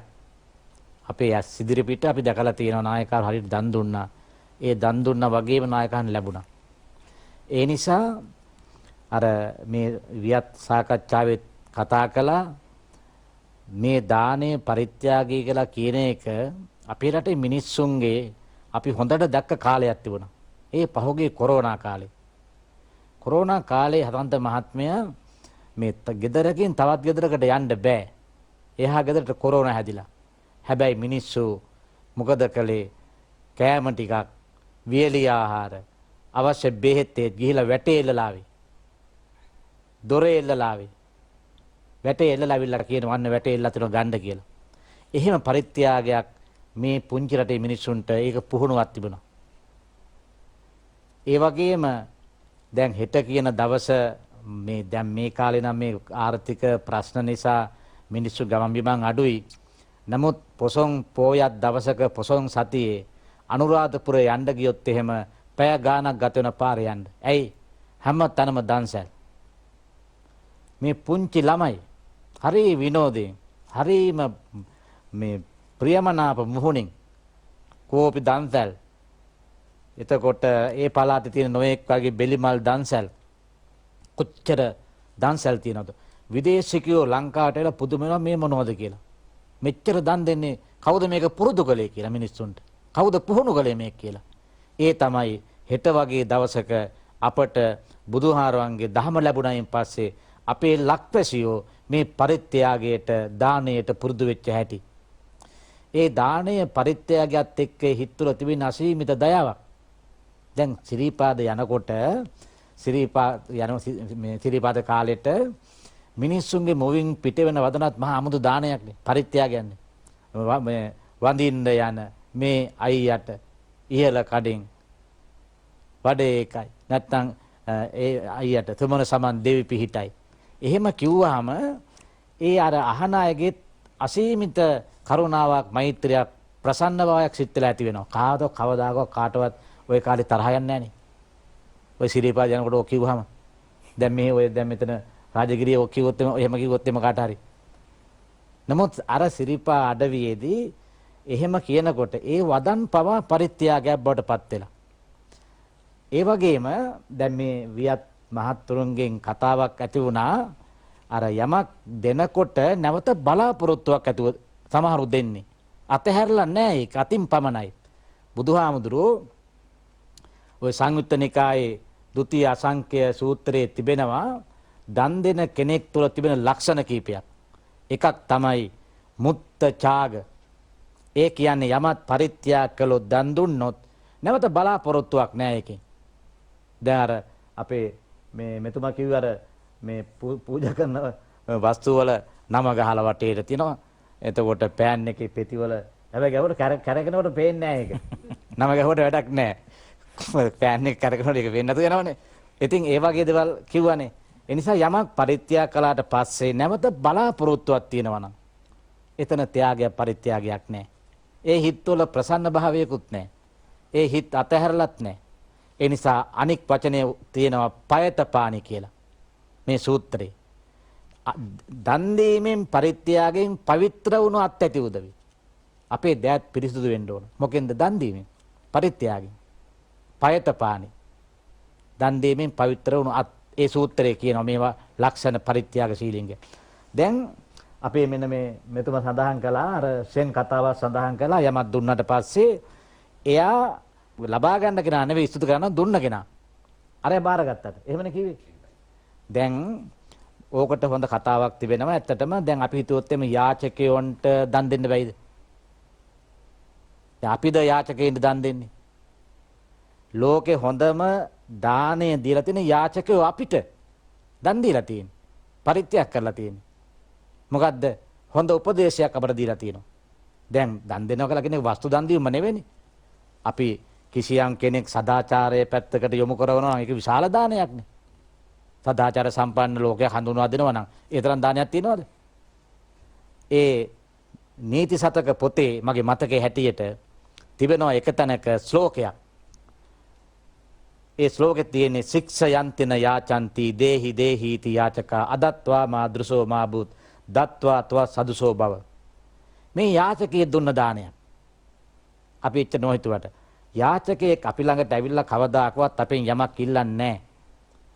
අපි ළඟට ඇවිල්ලා අපට කරන්නේ කිසියම් උපදේශයක් සංදේශයක් බාර දෙනවා. මේ කවියා කියන්නේ යාචකයා ඇවිල්ලා කියන්නේ මෙන්න මෙහෙමයි. Taman ඉදිරියට ඇවිල්ලා නිහඬව Taman දිහා බලාගෙන නිහඬ ප්‍රකාශනයක් කරනවා. නිහඬ ප්‍රකාශන හරි බලවත් මේ ලෝකේ. ඔය හඬ ඇති ප්‍රකාශ වලට වඩා මේ යාචකයා කියනවා මම ඉස්සර ආත්මේ නොදී ඉඳලා මේ ආත්මේ මේ දුක හිතන ආත්මයක් ලබා ගත්තා. ඔබ ඉස්සර ආත්මේ දීලායි මේ සපවත් ආත්මයක් ලබාන තියෙන්නේ. ඒ නිසා මේ ආත්මේ නොදී ඉඳලා ලබන ආත්මේ මං වගේ කෙනෙක් වෙන්න එපා. මේ ආත්මේ දීලා ඔබ ලබන ආත්මේ ඔබම වෙන්න කියන මේ සංදේශය යාචකයෙක් අපට බාර දෙන්න එනවයි කියලා මේ සංස්කෘත මහා කවියා කියනවා. එතකොට ඒ යාචකයා අපි ළඟට එන්නේ සංදේශයක් බාර දෙන්න. ඇත්තටම ස්තුති කරන්න ඕන කවුද? ස්තුති කරන්න ඕනේ යමක් දීලා යාචකයාට. ඒ දුන්න කෙනා යාචකයට ස්තුති කරන්න ඕනේ. නුඹ මට සැබෑ පාර කියා දුන්නා. නුඹ මට අත්හැරීමේ මේ මාවත කියා දුන්නා. නුඹයි මට දැහැමි මාවත කියා දුන්නේ. මා නුඹට ස්තුතිවන්ත වෙනවා යාචකයාට. දැන් අපි හිතන්නේ යාචක කියලා කියන්නේ අමිහිරි අරමුණක්නේ. දකින්න අකමැති අරමුණක් කියලා හිතන්නේ. දැන් බස් එකක නම් සමහර විට ව්‍යාජ නින්දක දෙනෙත් පමණක් වැහිලා. තවත් වරක අර වා කවුළු අතරින් ඈත අනන්ත දිහා බලන් ඉන්නවා. තවත් වරක ගෙවල් දොරවල් දැනෙල් වැහෙනවා. තවත් වරක පාරේ නම් වේගයෙන් පසු කරගෙන යනවා. හැබැයි යාචකෝ කියන අපේ ගුරුවරු අපට සැබෑම මාවත කියා දුන්න උදවිය. යාචකයොත් අපට දන් දෙනවා. අපිත් යාචකයන් දන් දෙනවට යාචකයෝ අපට දානයක් දීලා තියෙනවා. ඒ නිසා ඒ අයටත් ස්තුති කරන්න ඕන අපට මේ කෙලෙස් මල අතහරින්න කෙලෙස් මුදා හරින්න ඒ කට්ටිය අපට උදව් කරලා තියෙනවා. නැත්නම් කොහොමද අපි මේ කෙලෙස් නැමැති ආශාවන් ප්‍රහීන කරන්නේ? යාචකයෝ නැත්නම් ඒ අයගේ අඟමතන ගිහලා මේ කුණුගොඩවල් හලන්න ගිහිල්ලා. ඒ නිසා ඒ අයට ස්තුතිවන්ත වෙන්න ඕන යාචකයින්ද. අපේ ආමඳුරෝ කතා කරන යද්දි මට මතක් වුණා ශ්‍රී ලංකාවේ යාචකයා ඒ පොත සම්පාදනය කළේ මහාචාර්ය නන්දසේන රත්නපාල සූරින් අපේ ප්‍රධාන සම්පත්ධාරියෙක් දොරමඩලාවේ වැඩසටහන් ගණනාවකට සහභාගී වෙලා තියෙන ඔය යාචක කතන්දරත් දොරමඩලාවේ ඇවිල්ලා කියලා තියෙන එතුමා යාචකෙක් වගේ වෙස්වලාගෙන පර්යේෂණයක් කළානේ සමාජ විද්‍යා පර්යේෂණයක් කළා ඒ යාචක සමාජයේ තියෙන රහස් ඒ යාචකයන් පොතේ තියෙනවා සන්ත මහත්තයා එයා මේ වෙස්වල මේ යාචකෙක් හැටියට ඔය තමන් අම්මා පඩි අරගෙන යනකොට ඒ ඉස්සරහා ඉඳලා තියෙනවා අම්මා රුපියල් 10ක් දීලා තියෙනවා අම්මා දන්නේ නැහැ මේ පුතා කියන්නේ වෙස්වලාගෙන ඒ වගේම විශ්වවිද්‍යාලයේ ඉගෙන ගන්න ගෝලියෝ 725ක්ම දීලා ගිහිල්ලා තිනවා මාචාර්යතුමාට ගුරුවරයාට එහෙමත් තියෙනවා ඒකත් ඒ වගේම මෙලවදීම පළ දෙන කර්මය කියලා පොතක් සම්පාදනය කරලා තියෙනවා එතුමා. ඉතින් මේ මට මතක් වුණා එතුමාගේ කතා. ඉතින් ඔය යාචක ලෝකය හරි විවිධයි. ඒ හිටපු සාම්ප්‍රදායික යාචකයාමද අද ඉන්නේ.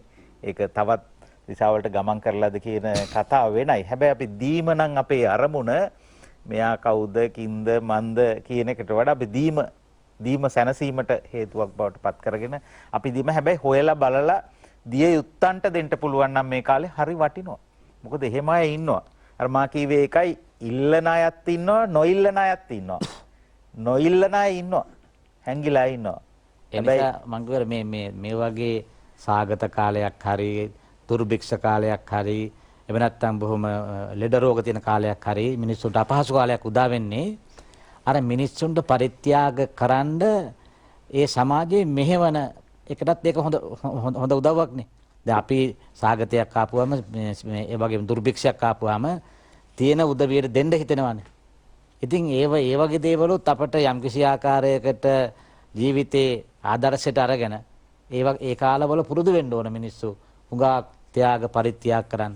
ඒ වගේම මේ වගේ කාලයක ඔය පාරිභෝගිකයෝ ගසා කන අය එහෙම ඉන්නවා නම් ඒ කියන්නේ වැඩි මිල ලාභයක් තියාගන්න ඕන තමයි. හැබැයි අපි කියන්නේ දරා ගන්නට බැරි තරමේ පීඩනයක් පාරිභෝගිකයා පිටට පටෝලා ලොකු ලාභයක් ලබන්න උත්සාහ කරන අය ඉන්නවා නම් මහ ජනතාවගේ පොදු දේපල හොරා කන්ට බලන් ඉන්න අය ඉන්නවා නම් අල්ලස් ගන්න අය ඉන්නවා නම් දූෂණ වංචා කරන අය ඉන්නවා නම් මහ ජන දේපල හොරා කන්ට බලන අය ඉන්නවා නම් ඒ ඇයට ලැබෙන ආනිසංස මොනවද කියලා පොතපතේ සඳහන් වෙලා තියෙනවා.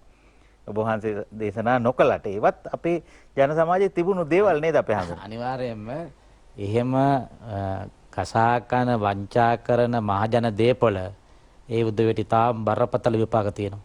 ඒක බණ පොතේ ඕන තරම් කියලා තියෙනවා. ඔය දැන් ඔබතුමා ඉස්සල්ලා කිව්වා අපාය පිළිබඳ විස්තර පන්සල් වල ඇඳලා තියෙනවා කියලා. ඒ සත්‍ය දේවල් තමයි.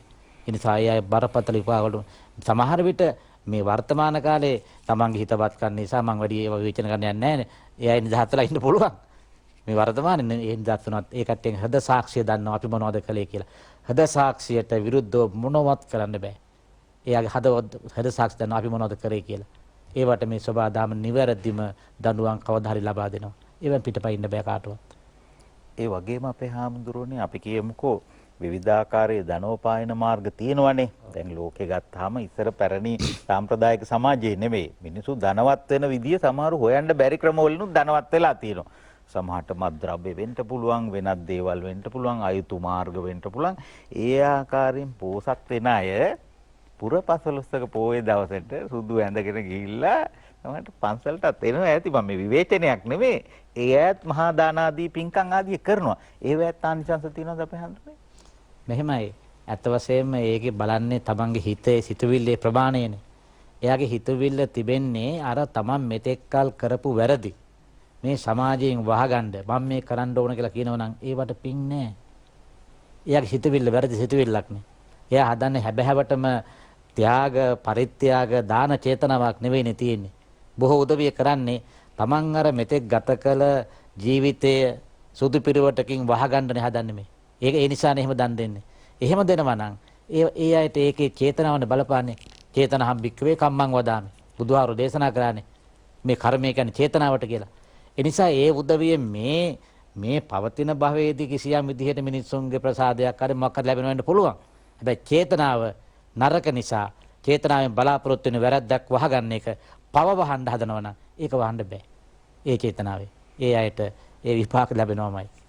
එහි දානය සහ පරිත්‍යාගය පොසොන් පුරපසළොස්වක පෝය සහ පොසොන් සතිය නිමිත්තෙන් විකාශය වෙන විශේෂ දොරමඩලාව සංවාදාත්මක හරසරණිය මට අවසර දෙන්න පාලක මැදිරිය මගින් නිකුත් කරන පණිවිඩ කිහිපයක් සඳහා.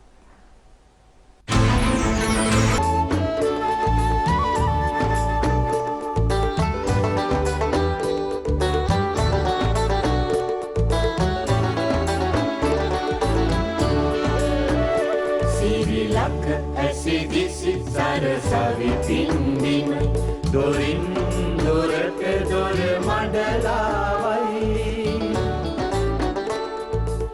පොසොන් සතිය නිමිත්තෙන් විකාශය වන විශේෂ දොරමඩලාව සංවාදාත්මක හරසරණිය දානය සහ පරිත්‍යාගය අපේ මාතෘකාව. මොහන් පල්ලිගුරු මහත්තයා.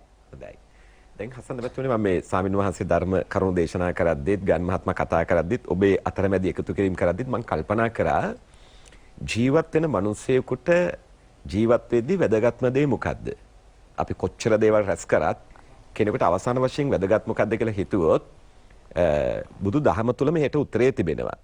එහි දේශනා වෙනවා ගෞතම බුදුරජාණන්සේ දේශනා කරන අපේ හැමදෙන අවසර එකක් තමයි සන්තුට්ටි පරමන්දනං ආරෝග්‍ය පරමා ලාභා කියන ගාථා පාඨය.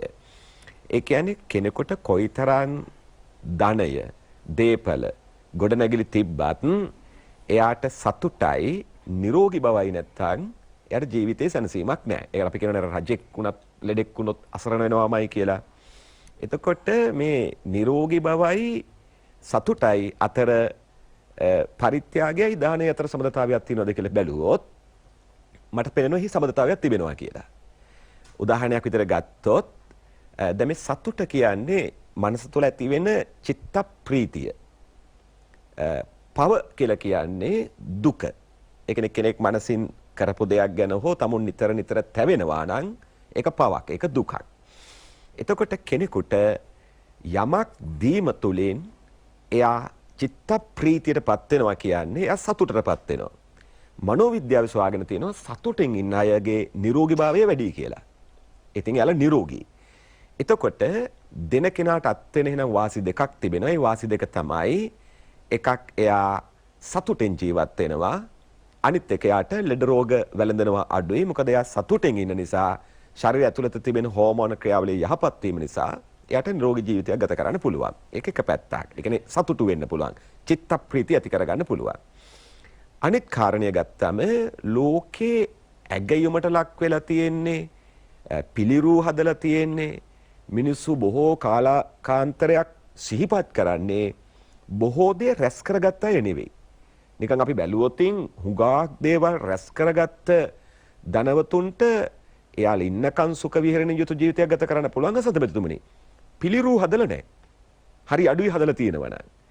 හැබැයි අපි පරම්පරා ගණනක් මිනිස්සු කතා කරන්නේ රැස් කරගත්ත අයට නෙවෙයි, තමා රැස් කරගත් දෙය අනිකාගේ සුඛ විහරණය උදෙසා, අනිකාගේ යහපත උදෙසා පරිත්‍යාග කරපු අය ගැනයි. ඒ අය ගැන තමයි කතා කරන්නේ. තෙරේසා මෞතුමිය වේවා, යේසුස් ක්‍රිස්තුස් වහන්සේ වේවා, අමාමෑණී ගෞතම බුදුරජාණන් වහන්සේ වේවා නේ සියල්ල පරිත්‍යාග කරලා සක්විතිකමත් පරිත්‍යාග කරලා එළියට බහිනවා බොහෝ දෙව් බඹ මිනිසුන්ගේ සුඛ විහරණය උදෙසා. එතකොට පිළිරුව හදලා තියෙන්නේ මිනිසු ගරු කරන්නේ මිනිසු වඳින්නේ මිනිසු ගුණ ගායනා කරන්නේ රැස් කරගත් අය ගැන නෙවෙයි දුන්නු අය ගැනයි. අනිත් කාරණය බුදු දහමේම දේශනා කරනවා අපේ හැමදෙරේ නැවතත් මට අවසර සබ්බ දානං ධම්ම දානං ජිනාතේ කියලා. එහි අර්ථය සීලුම දානයන්ට වඩා ධර්ම දානය අගණය. එතකොට මේ අභියෝගාත්මක කාලේ අපිට ව්‍යාපාරයක් කරන කෙනාට වේවා ඔබ කීවාසේ රැකියාවක් හොයන තරුණියෙකුට වේවා යම් කිසි නොදනුවත්කම නිසා නොමග ගිහින් වැටෙන්න යන කෙනෙක් ඒ අනතුරෙන් වළක්වා ගැනීමට වේවා ඊට වඩා දැනුම ඇත්තෙකුට දැනුම පරිත්‍යාග කරලා ඒ ජීවිත යහපත් කරන්න පුළුවනි නම් අපිට ඒකෙනොත් කුසලයක් සතුටක් නැත්නම් දීමක් සම්පූර්ණ කරගන්න පුළුවන්. දැන් සමහරු කියනවා ඉතින් අපිට දෙන්න තරම් දේවල් නැන්නේ අපි කොහොම දෙන්නද? දීම කිව්ව ගමන් කෙනෙකුට මතක් වෙන්නේ සමහරට ද්‍රව්‍යමය වශයෙන් හා මූල්‍යමය වශයෙන් දීම. හැබැයි ඔබ කලින් කීවාසේ දැනුම දෙන්න පුළුවන්. අදහස් දෙන්න පුළුවන්. ආකල්ප දෙන්න පුළුවන්. සංකල්ප දෙන්න පුළුවන්. සිතුවිලි දෙන්න පුළුවන්. වරක මට හිතෙනවා ද්‍රව්‍යමය දේ දෙනවට වඩා කෙනෙකුට හොඳ අදහසක් දීම වටිනවා කියලා. ඒක බුදුදහමෙත් තියෙනෝනේ සබ්බ දානං ධම්ම දානං ජිනාතේ කිව්වේ දැනුම දෙන්න කියලානේ. පොඩි කතාවක් තිබෙනවා මේක ප්‍රසිද්ධ කතාවක් ඒක නිසා මම දිගට කියන්න කෙටියෙන් කියන්නම්. මෙහි උදාහරණය පොදිනකට තරම් සුදුසු නැහැ. ඒත් කතාව පමණක් ගන්න. කෙනෙක් කුසගින්නේ ඉන්න කෙනෙක් ගිහිල්ලා මාළු අල්ලන කෙනෙක්ගෙන් ඒට පමණක් මට සමා වෙන්න මාළුවෙක් ඉල්ලුවාම ඒ දෙන කෙනාට ඕන නම් මාළුවෙක් දෙන්නත් පුළුවන් මාළු අල්ලන ක්‍රමය කියලා දෙන්නත් පුළුවන් කියලා ආර්ථික විද්‍යාවේ සංකල්පයක් තියෙනවා. මේ උදාහරණය පොදිනකට සුදුසු නැහැ මට ඒකට සමාවන්න. සංකල්පය විතරක් ගන්න. ගයිමතුතුමේ මාළුව දුන්නොත් එක් වරකට පමණක් අපි ඔහුගේ කුස පිරෙනට ක්‍රමයක් කියලා දුන්නා කියලා කියනවා. හැබැයි මාළුව අල්ලන ක්‍රමය කියලා දුන්නොත් අපි අනුන්ගෙන් යැපෙන්නෙක් නැති කෙනෙක් බිහි කරනවා. ඒ නිසා මේ අභියෝගාත්මක අවස්ථාවේ රටක් විදිහට අපි ඒක හිතන එකත් හොඳයි. අපි කෙනෙකුට ද්‍රව්‍යමය වශයෙන් දෙයක් දීලා ඒකත් හොඳයි. తాවකාලිකව එයාට සහනයක් වෙනවද? අපි යාට දැනුම ආකල්පමය සංවර්ධනයක් කරලා දිගුකාලින වශයෙන් යැපෙන්න නැති කෙනෙක් බිහි කරනවාද? හසන්තපතුමා කියපු කතාවක් මට හරි සංවේදීව දැනුණා. සමහරු ඉල්ලනවාය සමහරු ඉල්ලන්නේ නැතිය. ඔබතුමා ඊටාම නිවැරදියි. ඔය ලැජ්ජ බය තියෙන අපහසු අය මට හොඳටම විශ්වාසයි මේ මොහොතේ මේ රටේ වතුර එකක් බීලා සමහරට විස්කෝතුවක් විතරක් කාලා සමහරට කොස්සටයක් පුච්චගෙන කාලා නිහඬව නිදින අය ඇති. සමහරට තමුන් උපයගත්ත පුංචි ආදායමෙන් පොඩි හාල් ටිකක් ගෙනල්ලා පුංචි පැටවුන්ට විතරක් හොඳින් කෑම ටික පුළුවන් විදිහට දීලා වතුර ටිකක් බීලා ඇඳගෙන ඉන්න රෙද්ද බඩ තද වෙන්න ඇඳගෙන නිහඬව නිදින අම්මලා මේ රටේ ඕන තරම් ඇති. ඒ නිසා අපිට ඉල්ලනකම්ම ඉන්නේ නැතුව චුට්ටක් වටපිට හොයලා බලලා එහෙම පවුලකට එහෙම දරුවෙකුට කුස නිමා ගන්න උදව්වක් කරන්න පුළුවන් නම් කුසගින්නෙන් ඉන්න කෙනෙක්ගේ කුස පිරවීම ඊටා වටින දානමය පරිත්‍යාගයක්. ඒ වගේම බෙදා හදා ගැනීමත් දීමක්. මට මතක් වෙනවා ගෑන්මැතුතුනි මා උපන් ගමේ අපේ ගෙවල් වලම ඒ වුණා. දැන් එකට ගෙවල් 3-4ක් තියෙනවා. ඥාති ගෙවල්. මට අද වගේ මතක අපේ ආත්තම්මලගේ ගෙදරින් දවල් උයන වෙලාවට කියනවා එළියට බහැලා කොස් මෙහෙන් කියලා. يعني ඒ කියන්නේ කොස් එහෙන්. එතකොට ඊළඟ තියෙන ඥාති ගෙදරකින් කියනවා මේ අපි කියමු හොද්දක් කියලා මොනවා හරි. අල හොද්දක් කියමු. අල හොදි මෙහෙන්. හරි.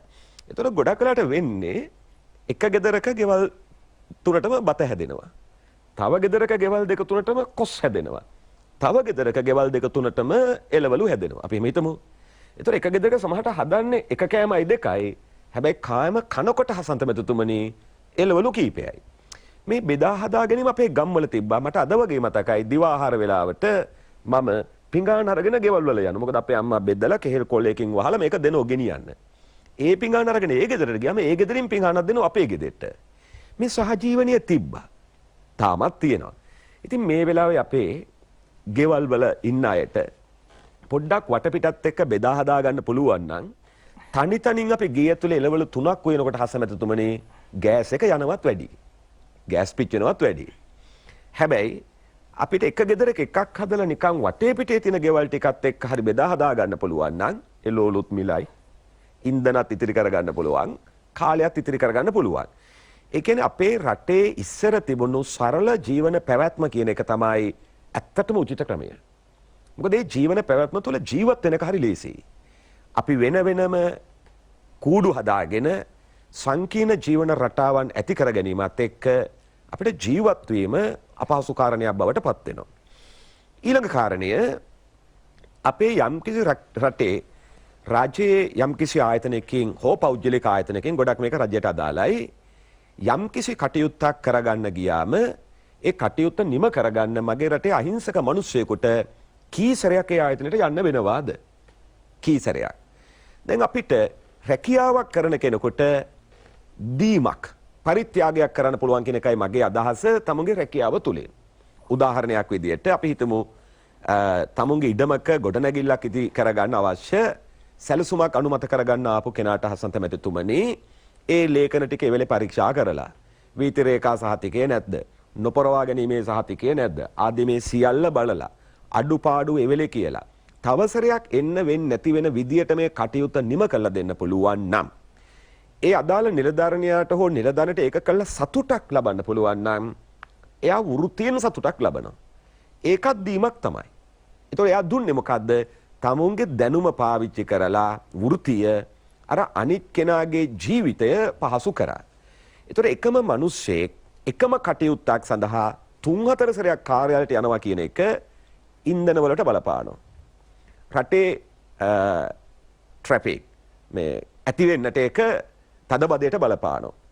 ඊට පස්සේ ඒ පුජ්‍යලයා ඒ කටයුත්ත කරන්නේ නැතුව වෙනත් ප්‍රායෝගික ආර්ථික ක්‍රියාවලියක නියලොත් ඒක දල දේශීය නිෂ්පාදිතයට එකතු කිරීමක් කරනවා. ඒතර අපේ රටේ හැම කෙනෙක්ම හිතන්න ඕන කාරණයක් තමයි මම වැටුපක් උපයනවා මට දීලා තියෙන රාජකාරිය මගේ ප්‍රධානියාගේ මැදිහත් වීමකින් තොරව අධීක්ෂණයකින් තොරව මට කරන්න පුළුවන් දේ මම උපරිමය කරනවා. මේ මොහොතේ නිම කළ හැකි දෙයට ආපහු සරයක් මම තව කෙනෙක් ගෙන්නවන්නේ නැහැ. ඒකත් දීමක් තමයි. හසන්ත මැතිතුමනි මේ දැල්වෙන බල්බයක් පාසා කාර්යාලවල වැඩ කරන සීත කරන AC එකක් පාසා පාරේ දුවන වාහනයක් පාසා පිච්චෙන්නේ ඉන්ධන නෙවෙයි. දහණය වෙන්නේ ඉන්ධන නෙවෙයි. ඒ හැමතැනම දහණය වෙන්නේ ගෑන් මැතිතුමනි ඩොලර්. ඩොලර් දහණය. මොකද ලංකාවේ ස්වාභාවික ජල විදුලියෙන් නිෂ්පාදනය කරන ජාතික ජල විදුලි පද්ධතියට එකතු කරන ධාරිතාව දල වශයෙන් මගේ මතකයේ හැටියට නිවැරදි නම් 37ක් විතර උපරිමයේදී. ඊටු සියල්ල අපේ ගල් ලංගුරු හා ඩීසල් වලින් තමයි නිෂ්පාදනය කරන්නේ. එතකොට කාර්යාලයක වැඩ කරන කෙනෙකුට නිකරුණේ පත්තු වෙන බල්බය නිවා දමන්න පුළුවන් නම් පාරක් අද්දර දැල් වෙන දවල්ටත් පත්තු වෙන වීති ලාම්පුව නිමල දමන්න පුළුවන් නම් කිසිවෙක් නැතුව තේරුමක් නැතුව කරකැවෙන විදුලි පංකාව AC යන්ත්‍රය නිවා දමන්න පුළුවන් නම් මේ මොහොතේ මම සලකන ගාන මැතිතුමනි ඒකත් පරිත්‍යාගයක් තමයි. ඇයි පරිත්‍යාගයක් වෙන්නේ?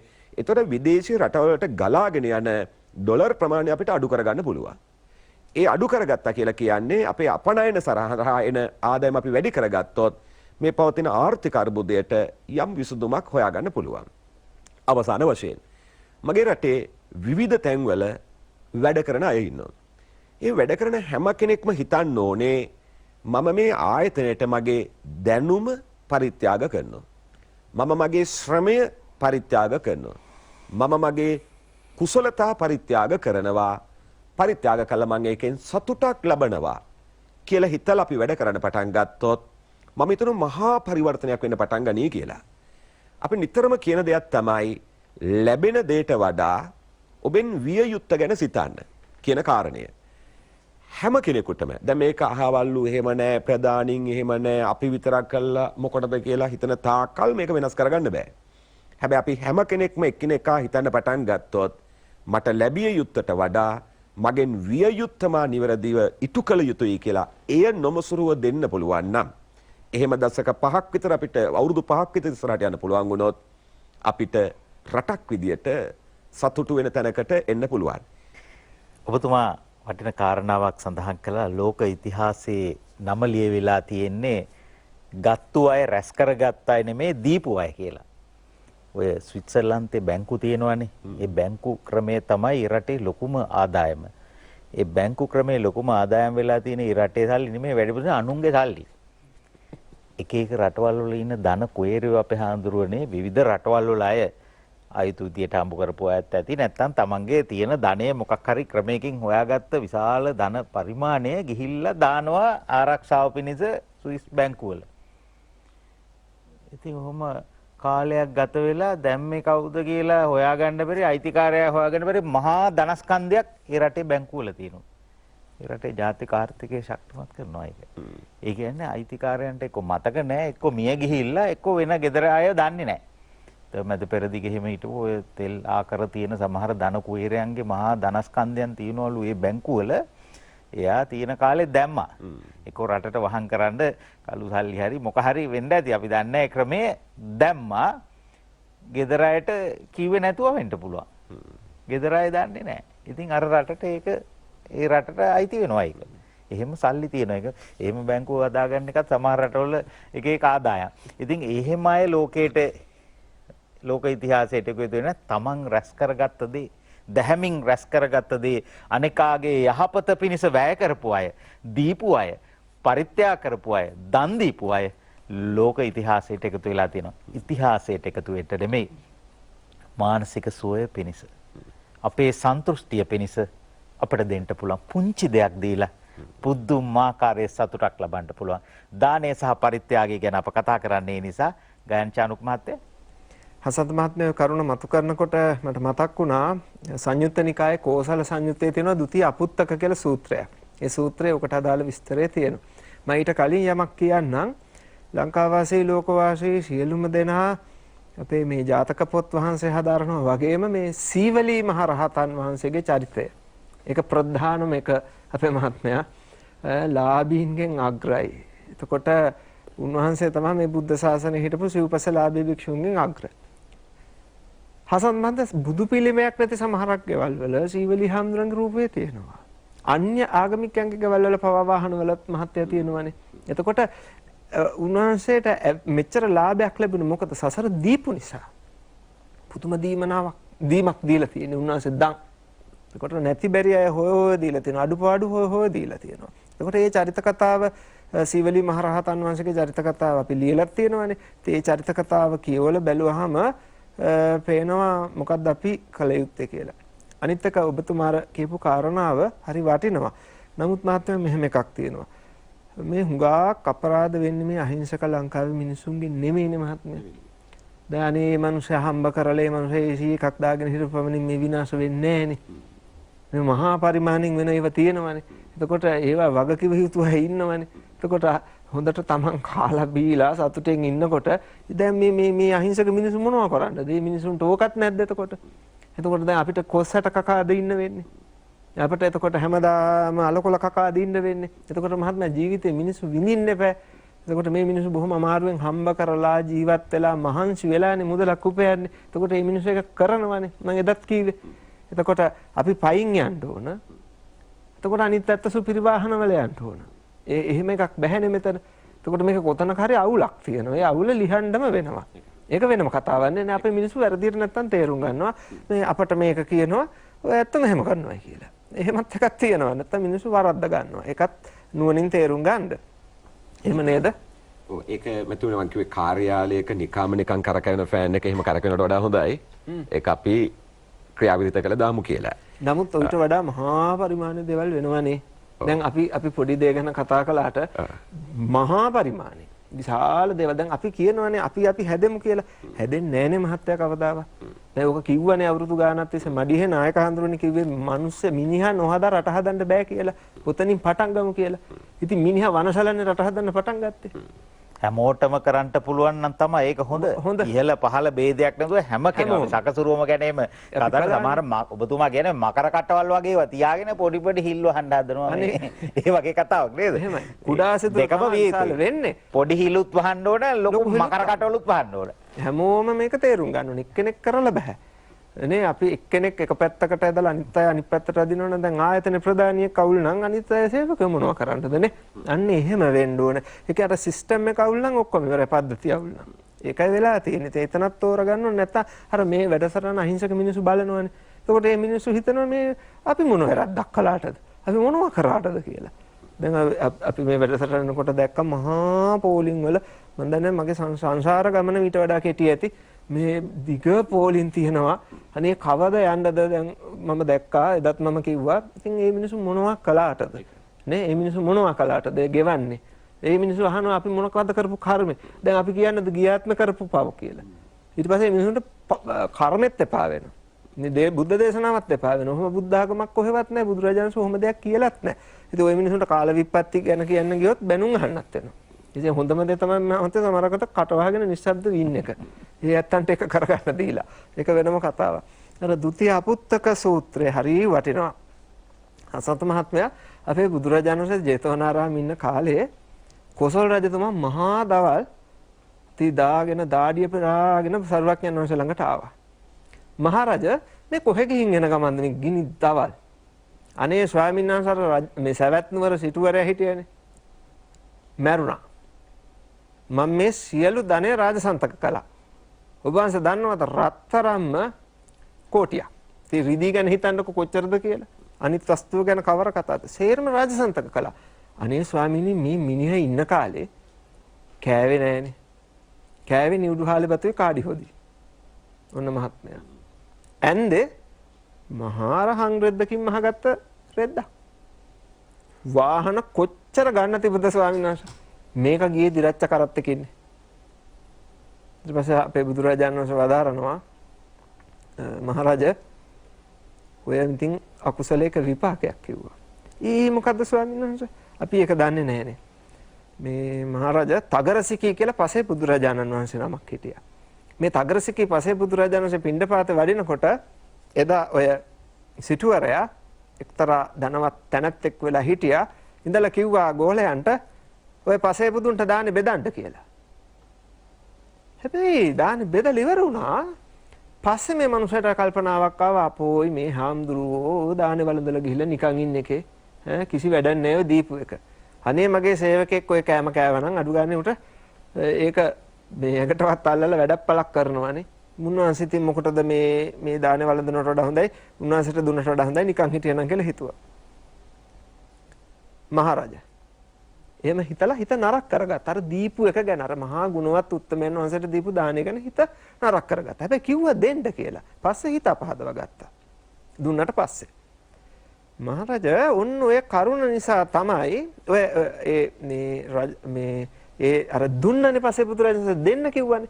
දෙන්න කියපු නිසා මැරිලා ගිහිල්ලා සත්වතාවක් දෙව්ලොව දිව්‍ය රාජ්‍යයත් කළා. දෙව්සප වින්දලා මේ සවැත් නුවරම සිටුවරෙක් වෙලා හත්වතාවක් ඉපදිලා බොහෝ සැප වින්දා. මොකක් හින්දාද? දෙන්න කිව්ව නිසා පස්සේ බුදුන්ට දාන්නේ. ඔන්න බලන්න. දැන් ඔබතුමා කිව්වනේ අර හොරු වංචනික සටකපට අර පිරුවට ඇඳගත්ත මිනිස්සු දන් දෙනවා අපරාධ සමහරක් කරන කට්ටිය. එයාට ආනිසංස තියද කියලා. දීමෙහි ආනිසංසය තියෙනවා. අර චේතනාව නරක වෙච්ච නිසා අර ඩිම් වෙච්ච ලයිට් එළිය වගේ. ආනිසංස නැතුව නෙමෙයි. ඒක ඉතින් අර චේතනාව මතනේ රඳාපවතින. ඉතින් බලන්නකො අර මොනස දෙන්න කිව්ව නිසා ඒක විපාක ලැබුණා. එද්දී සැප ලැබුවා, සිටු සම්පත් ලැබුවා. දීපු දානේ ගැන කම්පා වෙච්ච නිසා තිබ්බට කණ්ඩ හිත දෙන්නේ. අඳින්න ලස්සනට ඇඳුම් ගන්න මුදල් තිබ්බට හොඳ ඇඳුමක් අඳින්න හිත දෙන්නේ. හොඳ වාහනයක යන්න තිබ්බට ආසත් මහත්මයා යන්න හිත දෙන්නේ. දැන් ඕක අල්පේච්ඡතාවය නෙමෙයි. ඕක මේ සකසුරුවම නෙමෙයි. ඕක කරුමේ. ඕක කරුමේ. ඔහොම අය නැද්ද? ඕන තරම් ඉන්නවා ආසත් මහත්මයා. ඕක කරුමේ. කොච්චර ධන කුවේරෙක් වුණත් ධනේ තියාගෙන තමන් කෑවෙත් නැහැ, බිව්වෙත් නැහැ, අනුන්ට දුන්නෙත් නැහැ, මැරිලා ගිහිල්ලා හතර පායට වැටුණා. එතනින් ඉවරයි ඔහුගේ වාසනාවන්ත ජීවිතය. අර ක්‍රිස්තුස් වහන්සේ කිව්වා වගේ අහෝ සිනාසෙන උඹට අනාගතේ වෙන විපතක මහත. ඕකයි මහත්තයා කතාව. ඒ කියන්නේ අපි දැනගන්න ඕන නිතරම හරි දේ වැරදි දේ කුසල් අකුසල් පින්පව්. දැන් අර ඔබතුමාර කලින් අහුවනේ මේවට විපාක ලැබෙන්නේ නැද්ද කියලා. ඉතින් මහත්මයා പ്രേත වස්තුව කියලා පොතක් තියෙන එකටනේ. විමාන වස්තුව කියලා පොතක් තියෙන එකටනේ. මේව සුරංගනා කතා නෙමෙයිනේ. සරුවඥාන් වහන්සේගේ සර්වකථා ඥාණයෙන් දේශනා කරලා තියෙන්නේ. අපි කවුද සමහරක් වෙලාවට මේවා විනිශ්චය කරන්න. එතකොට හසන්ත මහත්මයා දේවදූත සූත්‍රයේ අපාය විස්තරය තියෙනවා. අර හොරට හාල් විකුණපු මිනිස්සෙක් ගැන තියෙනවනේ പ്രേත වස්තුවේ. මේ පෙරේතයෝ පවුලෙම පෙරේතයෝ. නෝනත් පෙරේතේ, පුතත් පෙරේතේ, අම්මත් පෙරේත, ලේලිත් පෙරේතෙක්. එතකොට එක පෙරේතෙක් මේ රත් වෙච්ච හාල් අරගෙන ඔලුවට දා ගන්නවලු. එතකොට මුගලන් ස්වාමීන් වහන්සේ ඇහුවා මේ මොකද මේ පෙරේතයා මේ රත් වෙච්ච හාල් ඔලුවට දාගන්නේ කියලා. එතකොට මේ പ്രേත නෝනා කියනවා ස්වාමීනි මේ මගේ මිනිහා. ඔක ගියාත්නේ හාල් ව්‍යාපාරයක් කළේ. මේක හාල් වල බර වැඩි වෙන්න මැටි ඇතිල්ලුවා. බර වැඩි කළා දුන්නා. දැන් මූ රත් වෙච්ච හාල් දා ගන්නවා කියලා. ඔන්න බලන්න ඒකේ කර්මය. ඉතින් රත් වෙච්ච හාල් දාගත්තාම මොකද කියලා හිතනවනේ නෑ ඒකේ ඇති වෙන දුක പ്രേතාත්මයක් නේ ඉතින් තියෙන්නේ. එතකොට ඇහුවා දැන් මේ කවුද? මේ මගේ පුතා. මෙයා මොකද මේ ඔළුව පලාගන්නේ පොල්ලක් අරගෙන. ස්වාමීනි මම දවසක් ඇවිල්ලා යාළුවොත් එක්ක මේ අපේ ගෙදර ඇවිල්ලා ඉන්නකොට මං කෑම හදන්න පරක් වුණා අය කියපු දේ කලේ නැහැයි කියලා මගේ ඔළුවට පොල්ලකින් ගැහවලා මගේ ඔළුව පැලුවා. මේ අම්මා කියන්නේ. ඒකේ විපාකෙට දැන් මේක මේ අතේ තමන්ගෙම හිස පලා ගන්නවා පොල්ලක් අරගෙන කිව්වා. එතකොට මේ කවුද? ඒ මගේ ලේලි. හැමෝටම යපු මස් මේකෙල්ල හොරාට කෑවා. කාල බොරුවට දිවුරුවා. ඒකේ විපාක තමයි මෙයා ගෙවන්නේ කිව්වා. එතකොට උඹට මොකද වෙලා තියෙන්නේ? මිනිස්සු ඇවිල්ලා බඩු මුට්ටු ඉල්ලුවාම මම මොකද්ද කළේ? බොරුවට දිවුරුවා. දිවුරපු නිසා මට මෙහෙම වුණා. ඒක විස්තර වශයෙන් പ്രേත වස්තුවේ තියෙනවා. එතකොට බලන්න කර්මයක් හසන්ත මහත්මයා මේකට බද්දයි. ඒකත් ඉතා වැදගත්. අර මදර් තෙරේසාගේ කතාව කියලා අවසන් කරන්න මේ තෙරේසා මෞතුමිය ඇත්තටම මම නම් සලකන්නේ බෝධිසත්ව වරියක් විදිහට. හරි ගුණ තියෙන උත්තමාවියක්. ඒගේ චරිත කතාව හැමෝම කියවන්න. බොහොම වටිනවා. අපේ දැන් ඉන්න පාප්පහංශ පවා අර එතුමට ලැම්බෝගිනි වාහනයක් දීපු වෙලේ කෝටි ගණනක් වටිනවනේ. ඒක දුප්පතුන් උදෙසා විකුණන්න දැම්මනේ. දැන් අපි කරයිද ඔය වගේ වැඩ? වගේ හිතන්නත් බෑ. හොන්න බෝධිසත්ව චර්යාව. අපේ මේ බණ පොතේ තිබ්බට මදි මහත්මයා ප්‍රායෝගික වෙන්න ඕන. උන්වහන්සේ මොකද කිව්වේ? කෝටි ගණනක වාහනයක් ගන්නකොට කල්පනා කරන්න කිව්වා අද රාත්‍රී බඩගින්න කී දෙනෙක් නිදා ගන්නවද කියලා. කොච්චර මානුෂිකද?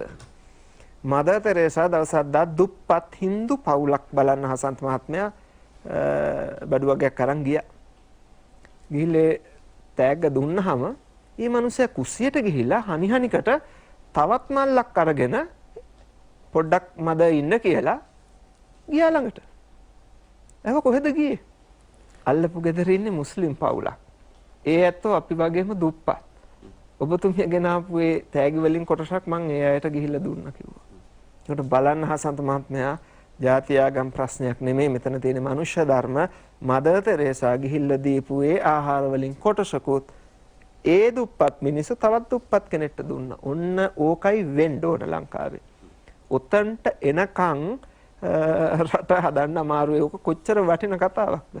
අනිත් එක අර ප්ලේන් එකේ යුරෝපීය රටකට මදර් තෙරේසා ගියපු වෙලේ අර ලොකු ඇත්තෝ කාලේ ඉතිරි වෙච්ච ආහාර පිඟන් වල පිරීලා තියෙනවා දැක්කා. දැකලා මදර් තෙරේසා මොකද කිව්වේ ගුවන් සේවිකාවකට?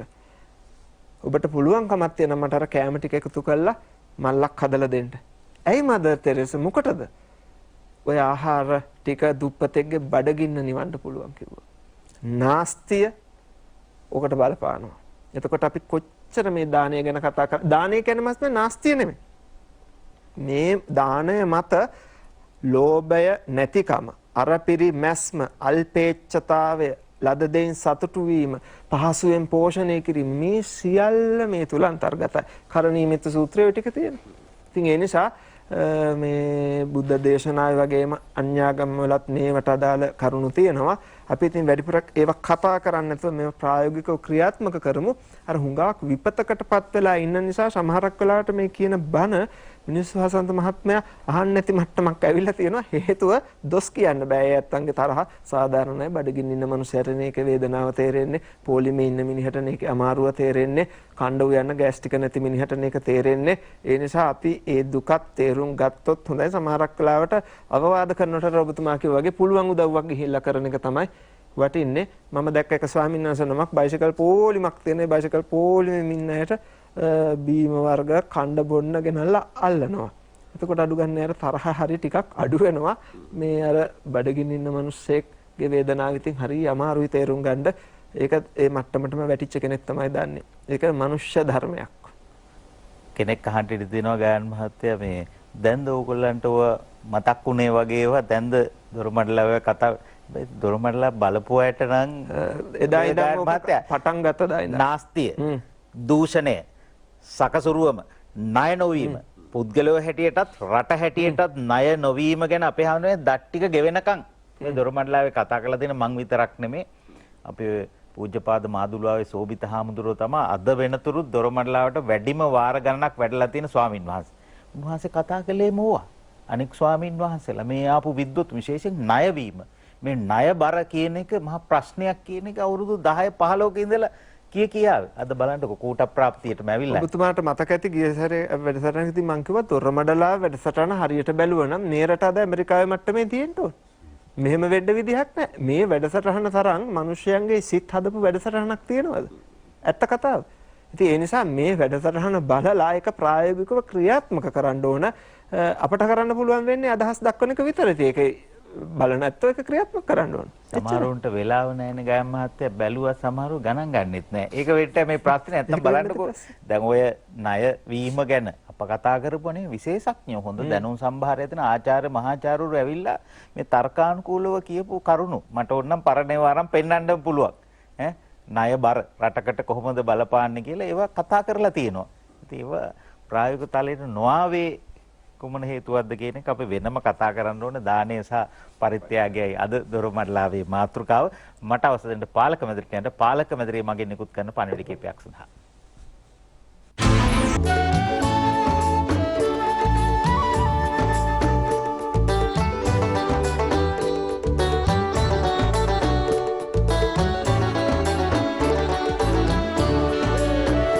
සිරිලක ඇසිදිසි සරසවි පින්දිමයි දොරින් දොරට දොර මඩලාවයි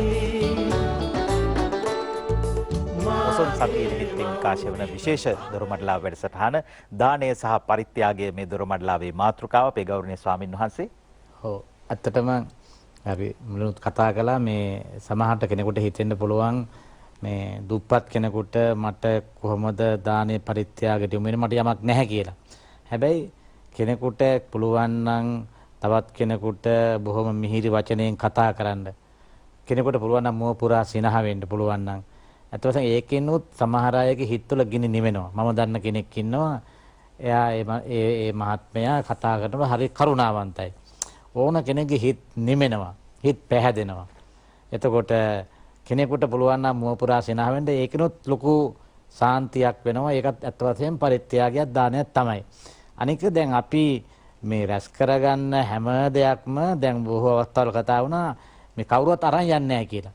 හැබැයි රැස් කරගත්ත හැම දෙයක්ම අරන් යන්න පුළුවන්.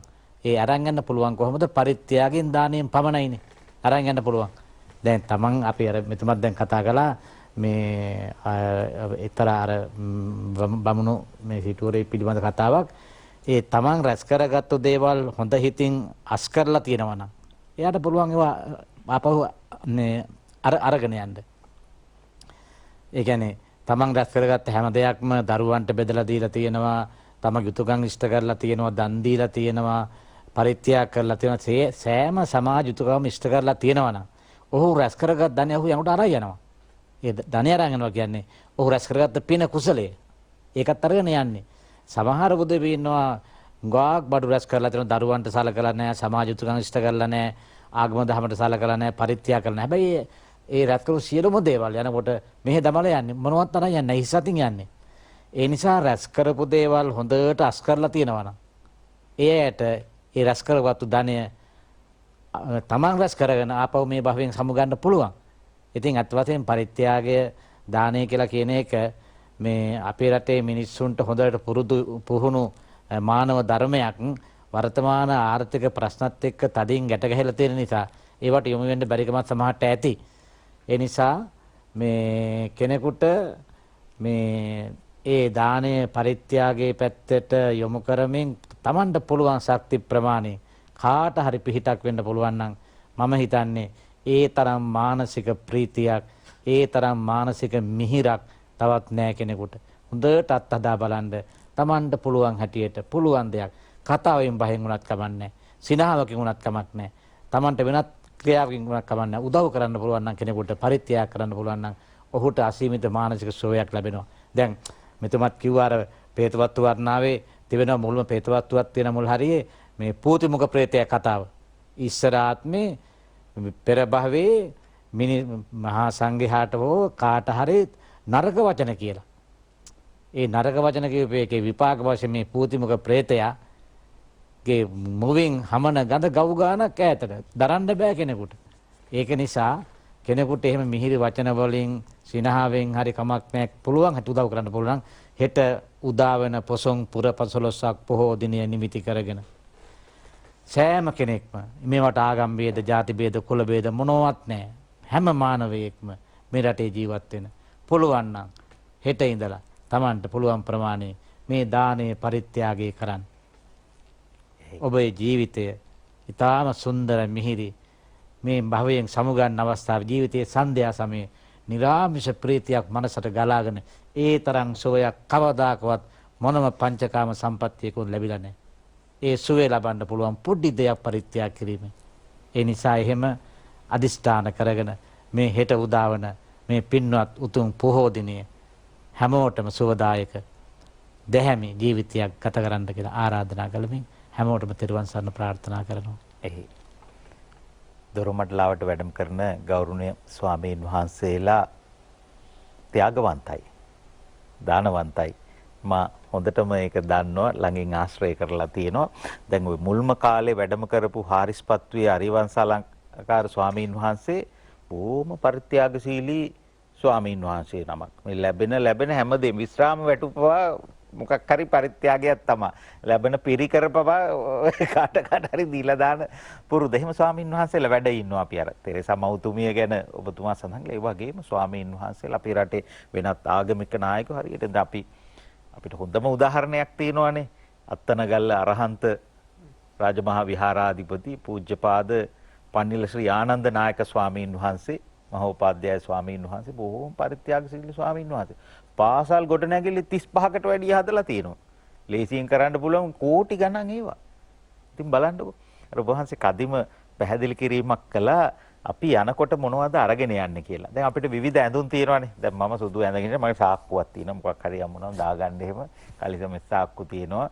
මන්ද ගෑම් මහත්තයා කොහොමද කියලා මම මහත්තයාගේ කලිසමේ සාක්කු තියෙනවා. අපේ ආම්දුරු මන් දන්නේ නැහැ. කොහොම හරි අපිට සාක්කු තියෙන මොන හරි තියෙනවනේ දාගෙන යන්න එහෙම. හැබැයි එක ඇඳුමක් තියෙනවා. ඒ ඇඳුමට සාක්කු නැහැ. එක ඇඳුමක් තියෙනවා. ඒ ඇඳුමට සාක්කු මහන්නේ නැහැ. ඒක තමයි මිනි ඇඳුම. මලහම මේ ගෙනියන්න දෙයක් නැහැ නේ. සාක්කුවේ මොනවද දාන්නද? ඒ හින්දා සාක්කු මහන්නේ නැහැ. ඒ මල් ශාලාවල ඒක නිකන් ඔය මොකක් ඇඳවත් හරිනේ. ඒක පේන්න නිකන් හදනවා ඇති. සාක්කුව ඕනේ නැහැ. මොකද මිය ගියාම මේ යනකොට කිසිම දෙයක් අරගෙන යන්නේ නැහැ. මේ ධනෙ, වස්තුව, දීපල, වාහන මේ මොකද? ඒනට අපේ හදන පුස්කාච්ච සල්ලිත් තියෙනවා සමහරු ළඟ. පොඩි කතාවක් කියන්නම්. මහා ඇලෙක්සැන්ඩර් රජුරෝ මේ යන්න ඉස්සලා ඉල්ලීම් 3ක් කළා. එක ඉල්ලීමක් තමයි මගේ මල කඳ සොහන දක්වා අරගෙන යන මාවතේ මම රැස් කරගත් ධනය දෙපස විසිරවන්න කියලා කිව්වා මහා ඇලෙක්සැන්ඩර්. ඇයි මා මියගෙන් පසු තේරුම් ගන්න ඕන මොනම කෙනෙක්වත් රැස් කරගත්ත මොනම දෙයක්වත් යනකොට අරගෙන යන්නේ නැහැ කියන පණිවිඩය මා මියගෙන් පසු රටවැසියන් දෙන්න ඕන. ඒක ඉල්ලීමක් මහා ඇලෙක්සැන්ඩර් තමන්ගේ ඇමතියන්ගෙන් ඉල්ලපු. ඔහොම ඉල්ලීම් 3ක් ඉල්ලුවා මහා ඇලෙක්සැන්ඩර් රජුරු. අනිත් තමයි අවසන් ඉල්ලීම කළේ ඇලෙක්සැන්ඩර් මගේ දේහයේ බහලන මංජුසාවේ පෙට්ටිය වහන්න අත් දෙක එළියට පේන්න තියෙන. ඇයි? එදා ඇලෙක්සැන්ඩර් මෙලොව එළිය දකින දවසේ ආවෙත් 37න් අද ඇලෙක්සැන්ඩර් යන්නේ 37න්. ඒ එයාගේ අනික් ඉල්ලීම. පළවෙනි ඉල්ලීම කළේ මගේ මල කඳ සොහන දක්වා අරගෙන යන්න ඕන වෛද්‍යවරුන්ගේ කරමතින්. ඇයි? වෛද්‍යවරුන්ටවත් මේ මහා අධිරාජ්‍යයා මරණයෙන් බේරාගත නොහැකි වුණා කියන පණිවිඩය මියගියන් පසුව රටවැසියන් දෙන්න ඕන. නිසා මගේ මල කඳ වෛද්‍යවරුන් කරමතින් අරගෙන යන්න කියලා. ඔය මහා ඇලෙක්සැන්ඩර්ගේ අවසාන ඉල්ලීම් 3. අපි නැහැ කිව්වට සමහරු ළඟ පුස්කාච්ච සල්ලිත් ඇති. දැන් අර බැංකු දානන්ද ඕවා මේ පුස්කාලනේ සමහරු ඒ අර සාම්ප්‍රදාය වලලා බීත්ති ඇසේ හංගලා එහෙම තිබිලා සල්ලි හම්බ වෙලා තිනවා මේ නෝට්ටු කිසිම වැඩකට ගන්න බැරුව පුස්කාලයි. කාලත් නැහැ. ඇඳලත් නැහැ. කාටවත් දීලත් නැහැ. පරිත්‍යාග කරලා දන් දීලත් නැහැ. අර සල්ලි ටික එහෙම විනාශ වෙච්ච මිනිස්සු එහෙම අය වාර්තා වෙලා තිනවා ඉඳලා හිටලා. අදත් ඔය නෑ කිව්වට 10-15 දෙනෙක් ඇති. මහා බිලියනපතියෝ ඈ රටවල් පිටින් සල්ලි වලට ගන්න පුළුවන් අය සමහර රටවල් වල ඉන්නවා. ඉතින් ඒ හින්දා මේ තැනක කොහේ හරි මේ ටික එකතු වෙලා තියෙනවා. ඉතින් අපි දන් දීමෙන් පරිත්‍යාග කිරීමෙන් විතරක් සමාජ විද්‍යාත්මකව ගත්තහම මේක සමනය වෙනවද කියන එක වෙනම කතාවක්. දැන් සමාජවාදී ව්‍යාපාරය කියන්නේ වෙනම කතාවක්. ඔය සම්බන්ධව. හැබැයි බුදුදහම ලස්සනට දානය පරිත්‍යාගය කියන සංකල්ප හරහත් එක්තරා විදිහක සමාජවාදී සංකල්පයක්ද මේ විග්‍රහ කරන්න කියලා හිතන වෙලාවල් තියෙනවා අපේ ආඳුරනේ. මහාන් මහත්තයා. හොඳයි. දැන් හසන මැතිතුමනි අපි මේ කාලීන ප්‍රශ්නයට දානය දීම පිළිතුරක් නොවෙන්නම පුළුවන්. හැබැයි එහි යම්කිසි දායකත්වයක් නැතුව නෙවෙයි. ඒක එක පැත්තක්. අනික් කාරණේ තමයි අපි මේ දෙන්න ඕන පරිත්‍යාග කරන්න ඕනේ එයින් අනිකාට ලැබෙන දෙයට වඩා තමාටයින් ලැබෙන චිත්ත සුවය නිසයි. එතකොට ඒකෙන් තමාටත් යහපතක් වෙනවා සමාජය අනිකාටත් යහපතක් වෙනවා. ඒ නිසා ඔබ දෙන්න ඕනේ ප්‍රථමයෙන්ම එයින් ඔබට යහපතක් වෙනවා. අනිත් එක දෙන්නත් පිනක් තියෙන්න ඕන. තිබුණට හැමෝටම දෙන්න හිතෙන්නේ නැහැ. ඒකටත් පිනක් තියෙන්නට ඕනේ. ගාන්මැතිතුමනි අර විදුලි පහන ගැන සීත කරන යන්ත්‍රය ගැන මම අදහස් කරේ ඒක රටේ සමහර තැන්වල මහා විශාල වශයෙන් සම්පත් හානි වෙන තැන් අනිවාර්යයෙන්ම තිබෙනවා අපේ පිළිගන්නවා. හැබැයි කෙනෙකුට මම දැක්ක කොට්ටාව පැත්තේ තරුණයෙක් උදෑසනට කිලෝමීටර් 2ක් පාපැදියෙන් හසන්ත මැතිතුමනි යන සිද්ධියක් යන ගමන් එයා පාරේ තියෙන විදුලි ආලෝක නිවාදවමින් යනවා. ඔහු ඒ කරන ක්‍රියාවෙන් ජාතික විදුලි බල පද්ධතියට මහා සේවයක් නොවෙනවා වන්නට පුළුවන්. හැබැයි ක්‍රියාව තුළින් ඒ තරුණයා ලබන ලොකු ආත්ම තෘප්තියක්. සමාජයක් විදිහට මම හිතනවා අපි අනිකා කරනකම් බලන් ඉන්නේ නැතිව අනිකා එක කරන්නේ නැති නිසා මමත් කරන්නේ නැහැ කියලා හිතන්නේ නැතිව අනිකා නිවැරදි වෙනතුරු අපි නිවැරදි වී අපිට කල හැකි දේ කිරීම වඩා සුදුසුය. තුන්වෙනි අවසාන අදහස මම ලස්සන කියමනක් කොතනකදෝ හෝ කියෙව්වා අතරමඟදී ඔබට හැමුවෙන සෑම මිනිසෙක්ම ඔබ සේම ජීවන අරගලයේ නිරතවන්නකි. අඩුම තරමේ ඔහුට සිනහවකින් හෝ සංග්‍රහ කරන්නට කාරුණික වන්න කියලා. මට අවසර දෙන්න තවසරයක් ඒ වැකිය කියන්න මගේ සාකච්ඡාවේ අවසානයේ ලෙස. අතරමඟදී ඔබට හමුවන සෑම මිනිසෙකුම ඔබ සේම ජීවන අරගලයේ නිරතවන්නකි. අඩුම වශයෙන් ඔහුට සිනහවකින් සංග්‍රහ කරන්නටවත් ඔබ කාරුණික වන්න.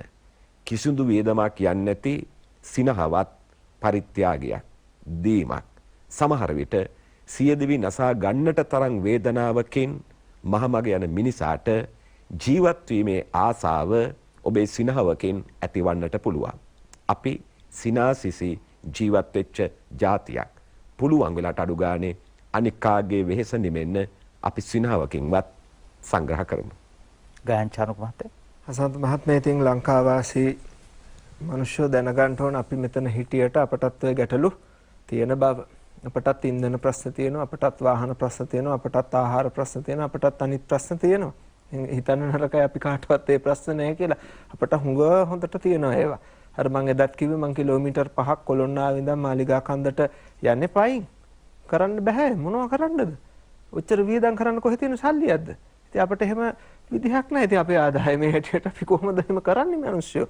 ඒ නිසා හුඟක් අය හිතාගෙන ඉන්නවා අපි මේ බණ කියනවා සැප විඳ කියලා. ස්වාමීන් වහන්සේ එහෙම හිතනවා මිනිස්සු. ඉතින් ඒක වැරදි. අහසෙන් වැසෙන එක වැහි බින්දුවක්වත් මනුෂ්‍යයාගේ ප්‍රයෝජනයට ගන්නේ නැතුව මුදට යවන්න එපා කිව්වේ මහා පරාක්‍රම බහු උත්තමයා රජතුමා. එතකොට අපේ රටේ සෞදි අරාබියේ මිනිස්සුන්ට වතුර ටික තියෙනවා, කන්න ටික තියෙනවා, ලයිට් කපන්නේ අර කාන්තාරේ. එතකොට මේ මිනිස්සු එහෙම වෙලත් මේ රටවල් වලට මෙහෙමුනේ මොකද්ද කියලා හොයලා බලනවා මිස මහත්මයා. මේ සාකච්ඡා ඇත්තටම වැඩි වගේ මට නම් හිතෙන්නේ. ඇත්තටම නේ. දැන් මේ රටවල් මේ මට්ටමට ඉන්නේ කොහෙද? හද්ද කාන්තාර. හොඳට මේ මිනිස්සු වවලා අන්න දැන් මම දැක්කා ඉන්දියාවෙන් ගොම ගෙනියනවලු කටාර්ධ මොකද්ද මැද පෙරදිග රටකට මේ රූපවාහිනිය දැක්කා. එතකොට බලන්න ගොමත් පිට රටට යවන ඉන්දියාවේ මිනිස්සු. ඉන්දියාවේ හිඟන්නොත් අපට සල්ලි එවනවා. ඉතින් ඒ මට්ටමට වැටෙන්න බෑ. එතකොට එහෙම එකක් තියෙනවා. අනික හසන්ත මහත්මයා කම්බෝජ ජාතික ස්වාමීන් වහන්සේ නම මට කිව්වේ ඔබතුමා ගිහිල්ලත් ඇති ඒ රටට ගිහිල්ලා තියෙනවනේ නේ. ඉතින් ඒ නිසා අපේ සර් මේ මට හාමුදුරුවෝ කිව්වේ මහත්මයා අපි හරි දුප්පත් රටක් කිව්වා. ඒත් අපේ මිනිස්සු 3 වේල කාලා හරි සතුටෙන් ඉන්නවා කිව්වා. මම කිව්වා හේතුව මගේ හිතේ සර් අපි බුදුරජාණන් වහන්සේට සලකන නිසා වෙන්න ඇති කිව්වා. මම කිව්වේ බුද්ධ පූජාව අපි හොඳට කරනවා අපේ රටේ මිනිස්සු කිව්වා බොහොම ශ්‍රද්ධාවෙන්. ඒ නිසා හසන්ත මහත්මයා අපේ පන්සලක 2ක 3ක 10ක 15ක කලාට පොදු ජනයා අතර ශ්‍රද්ධාව කියන එක නෑ හසන්ත මහත්මයා. ඒ නිසා ඔය අධ්‍යාත්මෙත් අපේ හැදෙන්න ඕන.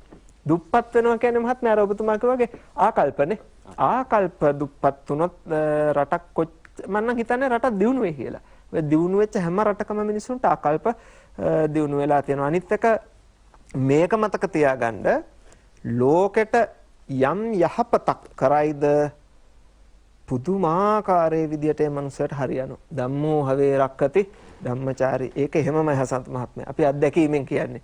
ලෝකෙට හොඳ දෙයක් දෙන්න හරියනවා වැරදෙන්නේ කවදාවත් ඒක විශ්වීය නියමයක්. විශ්වීය නියම කිසි කෙනෙක්ගෙන් බලාපොරොත්තු වෙන්න එපා. කිසි දෙයක් තමන් හරි දේ කරන්න අර ඉස්සෙල්ලා කිව්වා වගේ එතකොට ලෝකෙන් යහපත નિરાයාසෙන් අපට ලැබෙනවා. අපි වෙලා තියෙන්නේ ඇලයට යනවා අනිත් උන්ට කෙලින් යන්නේ කියන දේ ඒක තමයි වෙලා තියෙන්නේ. ඉතින් ඒ නිසා ඔය කෝසල රාජසිහිනත් කියවල බලන්න සරුවක්යන් වහන්සේ මගේ හිතේ ලංකාව ගැනද දන්නේ දැක්කේ අනාගතේ මෙහෙම දෙයක් වෙයි කියලා කොසල් රජතුමා තමයි ඒ හීන දැක්කේ. සරුවක්යන් වහන්සේ විසඳලා තියෙනවා. ඇත්තට හසන් මත වෙලාවක පුළුවන් නම් ඒ වගේ වැඩසටහනකුත් අපි කරන්න වටිනවා. මේ කොසල් රජතුමා දැක්ක හීන 16ම දැන් සිද්ධ වෙමින් පවතිනවා අපේ රට තුල. ඒ නිසා ඒවත් සර්වකථඥාණයෙන් දැකලා තියෙන්නේ. අනික බුදුරජාණන් වහන්සේ අපට යමක් කිව්වනම් ඒක ඒ විදිහටම වෙනවා සන්තමාත්මය. ඒ නිසා අපි බුදුරජාණන් වහන්සේගේ බුද්ධ වචනය අදහගෙන ඉවසීමෙන් කලබල නොවි රණ්ඩු සරුවල් නොවි ඉවසීමෙන් කටයුතු කරමු. හැබැයි ඉවසීමත් මිනිස්යන්ගේ සීමාවක් තියෙනවා. ඒ සීමාව පැන්නයින් පස්සේ මොකක් වේද කියලා ඉතින් කියන්න බෑ. ඒකයි වැඩේ. ගෑන් මහත්තයා ඉවසනවා කියපුවාම මිනිසුන්ට ඉවසන්තම බැරි ගින්නක් වෙන බඩගින්න. කුසගින්න තමන්ගේ කුසගින්න බඩගින්නට වඩා සමහර තමන්ගේ දරුවන්ගේ කුසගින්න ඔය අම්මලා තාත්තලාට දරන්න අමාරුයි. එහෙම තැන්වලදී සමහරට පේන්නේත් නැහැ. වටපිට ඉන්නේ කවුද කියලා පේන්නේත් නැහැ. ඒ தත්ත්වයට අප නොයා යුතුයි. දානය සහ පරිත්‍යාගය ධර්මානුකූලව ගත්තත් මනෝවිද්‍යානුකූලව ගත්තත් සමාජ විද්‍යානුකූලව ගත්තත් ආර්ථික විද්‍යානුකූලව ගත්තත් ඉතා වැදගත් සත් චාරිත්‍රයක් අපිට කතා කරන්න වටිනා කරුණු කාරණා තියෙන සංකල්පයක්. ඒකට කාලයක් නැහැ. හැම කාලෙටම ඉතා වැදගත් සංකල්පයක් බුදුදහමේ වැඩිපුර කරුණු විග්‍රහ වෙන විෂයක්. හැබැයි අනෙකුත් ආගම් දර්ශන ඇතුළෙත් මේ දානය පරිත්‍යාගයේ විවිධාකාරයෙන් විග්‍රහ වෙනවා. සීලුම ආගමික ශාස්ත්‍රවලුන් අගය කරපු ධර්මතාවක්, අගය කරපු සංකල්පයක්, සත්‍චාරිත්‍රයක් තමයි දන් දීම පරිත්‍යාගය කියලා කියන්නේ. බුදුදහමේ ගැඹුරින් විග්‍රහ කරන පාරමිතාවක් හැටියට අප විස්තර කරනවා. මහාචාර්ය පූජ්‍යපාද මල්වානේ චන්ද්‍රරතන ස්වාමීන් වහන්සේට අපේ নমස්කාර පූර්වක ගෞරවය පුද කරන්නට කැමැති කැලණි විශ්වවිද්‍යාලයේ සිංහල අධ්‍යයන අංශයේ අංශාධිපති ස්වාමීන් වහන්සේ, ඒ වගේම අභිප්‍රේරණ හා මනෝවිද්‍යා දේශක මොහන් පල්ලියගුරු මහත්මයාට අපේ ගෞරව ස්තුතිය පුද කරනවා. කතිකාචාර්ය පර්යේෂක ගායන්චානක විධානපතින මහත්මයාට අපේ ගෞරව ස්තුතිය පුද කරනවා. නැවතත් දොරමඩලාවෙන් මුණ ගැහෙමු. අයිබෝවන්.